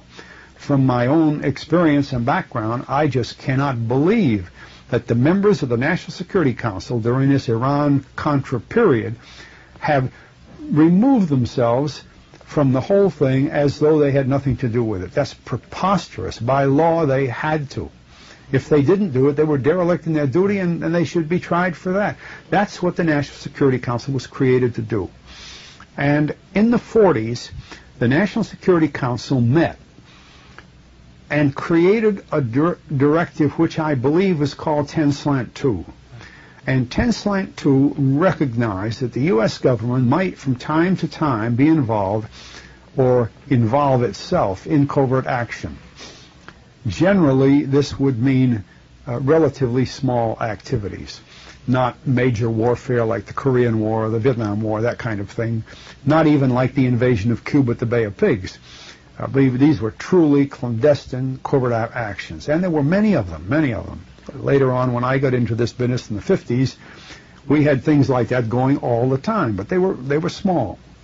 Now, the decision to involve the United States in covert action had to be made by this National Security Council. No one else. No one else had the authority. And you see, that means even that the DCI, the head of the intelligence agency, was not part of the National Security Council. Therefore, he was not involved in the decision. He would be told about the decision. Well, during the 40s and the early 50s, things worked that way. In 1948, a rather important thing happened. President Truman wanted to have a highly qualified group study how the CIA was moving along, how it was progressing, and whether or not it was becoming effective. So he established a committee headed by Allen Dulles, who was a New York lawyer with the most prominent and largest law firm in New York City, Sullivan Cromwell, a man named Matthias Correa, who I believe also was a lawyer, although I don't recall his career that closely. His name, Correa, C-O-R-R-E-A, Matthias Correa, and then a man named Jackson. Jackson had a lot of experience, OSS experience. I think Correa did, and I certainly know that Dulles did. But anyway, this committee of three men primarily Allen Dulles, made an extensive study of the activities of the CIA, and in their report to the President recommended a move more into the clandestine operations area and more into the traditional intelligence area than the law had even visualized. Well, a very interesting thing about this committee, it was appointed by President Truman in his final year as president, as a successor to Roosevelt. See, Roosevelt died in 45, and he was the vice president, so he hadn't won an election yet, and he was going to run for re-election late 48 and then a new term beginning in 49. His opponent was Thomas E. Dewey. And interestingly, Thomas Dewey's speechwriter during the 1948 campaign against Truman was Allen Dulles. So you see, Dulles was riding two horses across this stream. He was technically Truman's advisor with respect to intelligence matters, he and Jackson and Correa. At the same time, he's writing speeches for Thomas E. Dewey, strongly opposing the re-election of Truman. I don't know whether Truman knew he was writing speeches for Dewey or whether Dewey knew he was working for Truman. I mean, I have no way to solve that little problem. But it's pretty neat to understand the effect of that, and it helps you understand the mind of this man Dulles. Dulles see nothing wrong in that sort of thing, you see. See nothing wrong in working for Truman and trying to undercut him by helping Dewey or vice versa. Well, this had an influence on the report because, of course, Dulles, as was Jackson and Correa, were absolutely convinced, along with most of the country, that Dewey was going to be elected president. So as he wrote this report, he saw that report as, you might say, his own Mein Kampf. It was his own idea of what CIA was going to become because he was positive that Dewey would make him the Director of Central Intelligence when Dewey became president. See, and that designed the report. Well, as we know, Truman turned around and beat Dewey in a great surprise. And without much ado, the Dulles, Jackson, and Correa report was slid under the White House door on the 1st of January 1949, and we never heard much of it after that. Although many of the things within the report did appear years later, because when Eisenhower became president, John Foster Dulles became Secretary of State. General Walter Beadle Smith became his deputy in the Secretary of State, stepped down from CIA, and Allen Dulles became the Director of Central Intelligence. Well, at that time, Dulles pulled out his own Dulles-Jackson-Correa report and began to put it in effect, and as you know, he remained the DCI for the next 11 years. Really, the signal primary character of the CIA is Mr. Dulles. There's no question about it. It's his agency, and nobody else has left any mark like his. But you need to see that background to understand what the passage of the National Security Act really meant in 1947, and what it says in law is what creates many of these controversies about intelligence today, because there still is no law that says that the CIA is an intelligence organization. It says it's a coordinating agent, and there's no law that says it is a covert operation agency. So that's a fairly good summary, as I've seen it through my own lifetime, of the law itself, the effect of the law, and then particularly how the CIA was an outgrowth of the law, and what the CIA was trying to do, and what the National Security Council was trying to do, and what the Congress was trying to do. And this eventually led to a remarkable statement by President Truman, I believe in December 1963, when he wrote as a columnist for a newspaper that the greatest mistake he made in his entire career as president was to sign the bill that created the Central Intelligence Agency. Even though at the time it could be argued that he would not have seen the effect of his signing into law something which over time was changed by degree into something else. Well, it's true that he never did sign the law. The law he signed, if they had stayed within its parameters, the agency would have been much different. But he recognized that by setting this up, he initiated it. I guess this perhaps is already explained by what you've just said, but perhaps just to comment briefly on this, you wrote on page 138 of The Secret Team that Congress had been so certain that the agency would not become operational and policy-making that it was content to place it under the control of a committee. Congress knew that the agency would never be permitted to become involved in clandestine operations, and therefore that the NSC would never have to direct it in an operational sense. How, at the time, do you feel Congress felt so unequivocal about this? Well, you see, that's not a hard statement to understand in the time of the 1940s. It is today in the 80s or in the 70s or in the 60s. In the late 1940s, Congress and the congressmen who were, many of them, veterans of World War II, knew very well that the United States government was not going to have a covert operation, covert establishment running around the world, and they had not even created a new major intelligence organization. Congress, in other words, believed the words of the law that it had just written and passed. Furthermore, we weren't in the buzzword period or the Pavlovian period of anti-communism at that time. It was coming, but it didn't exist then. Yeah. And we were sitting on top of the atom bomb capability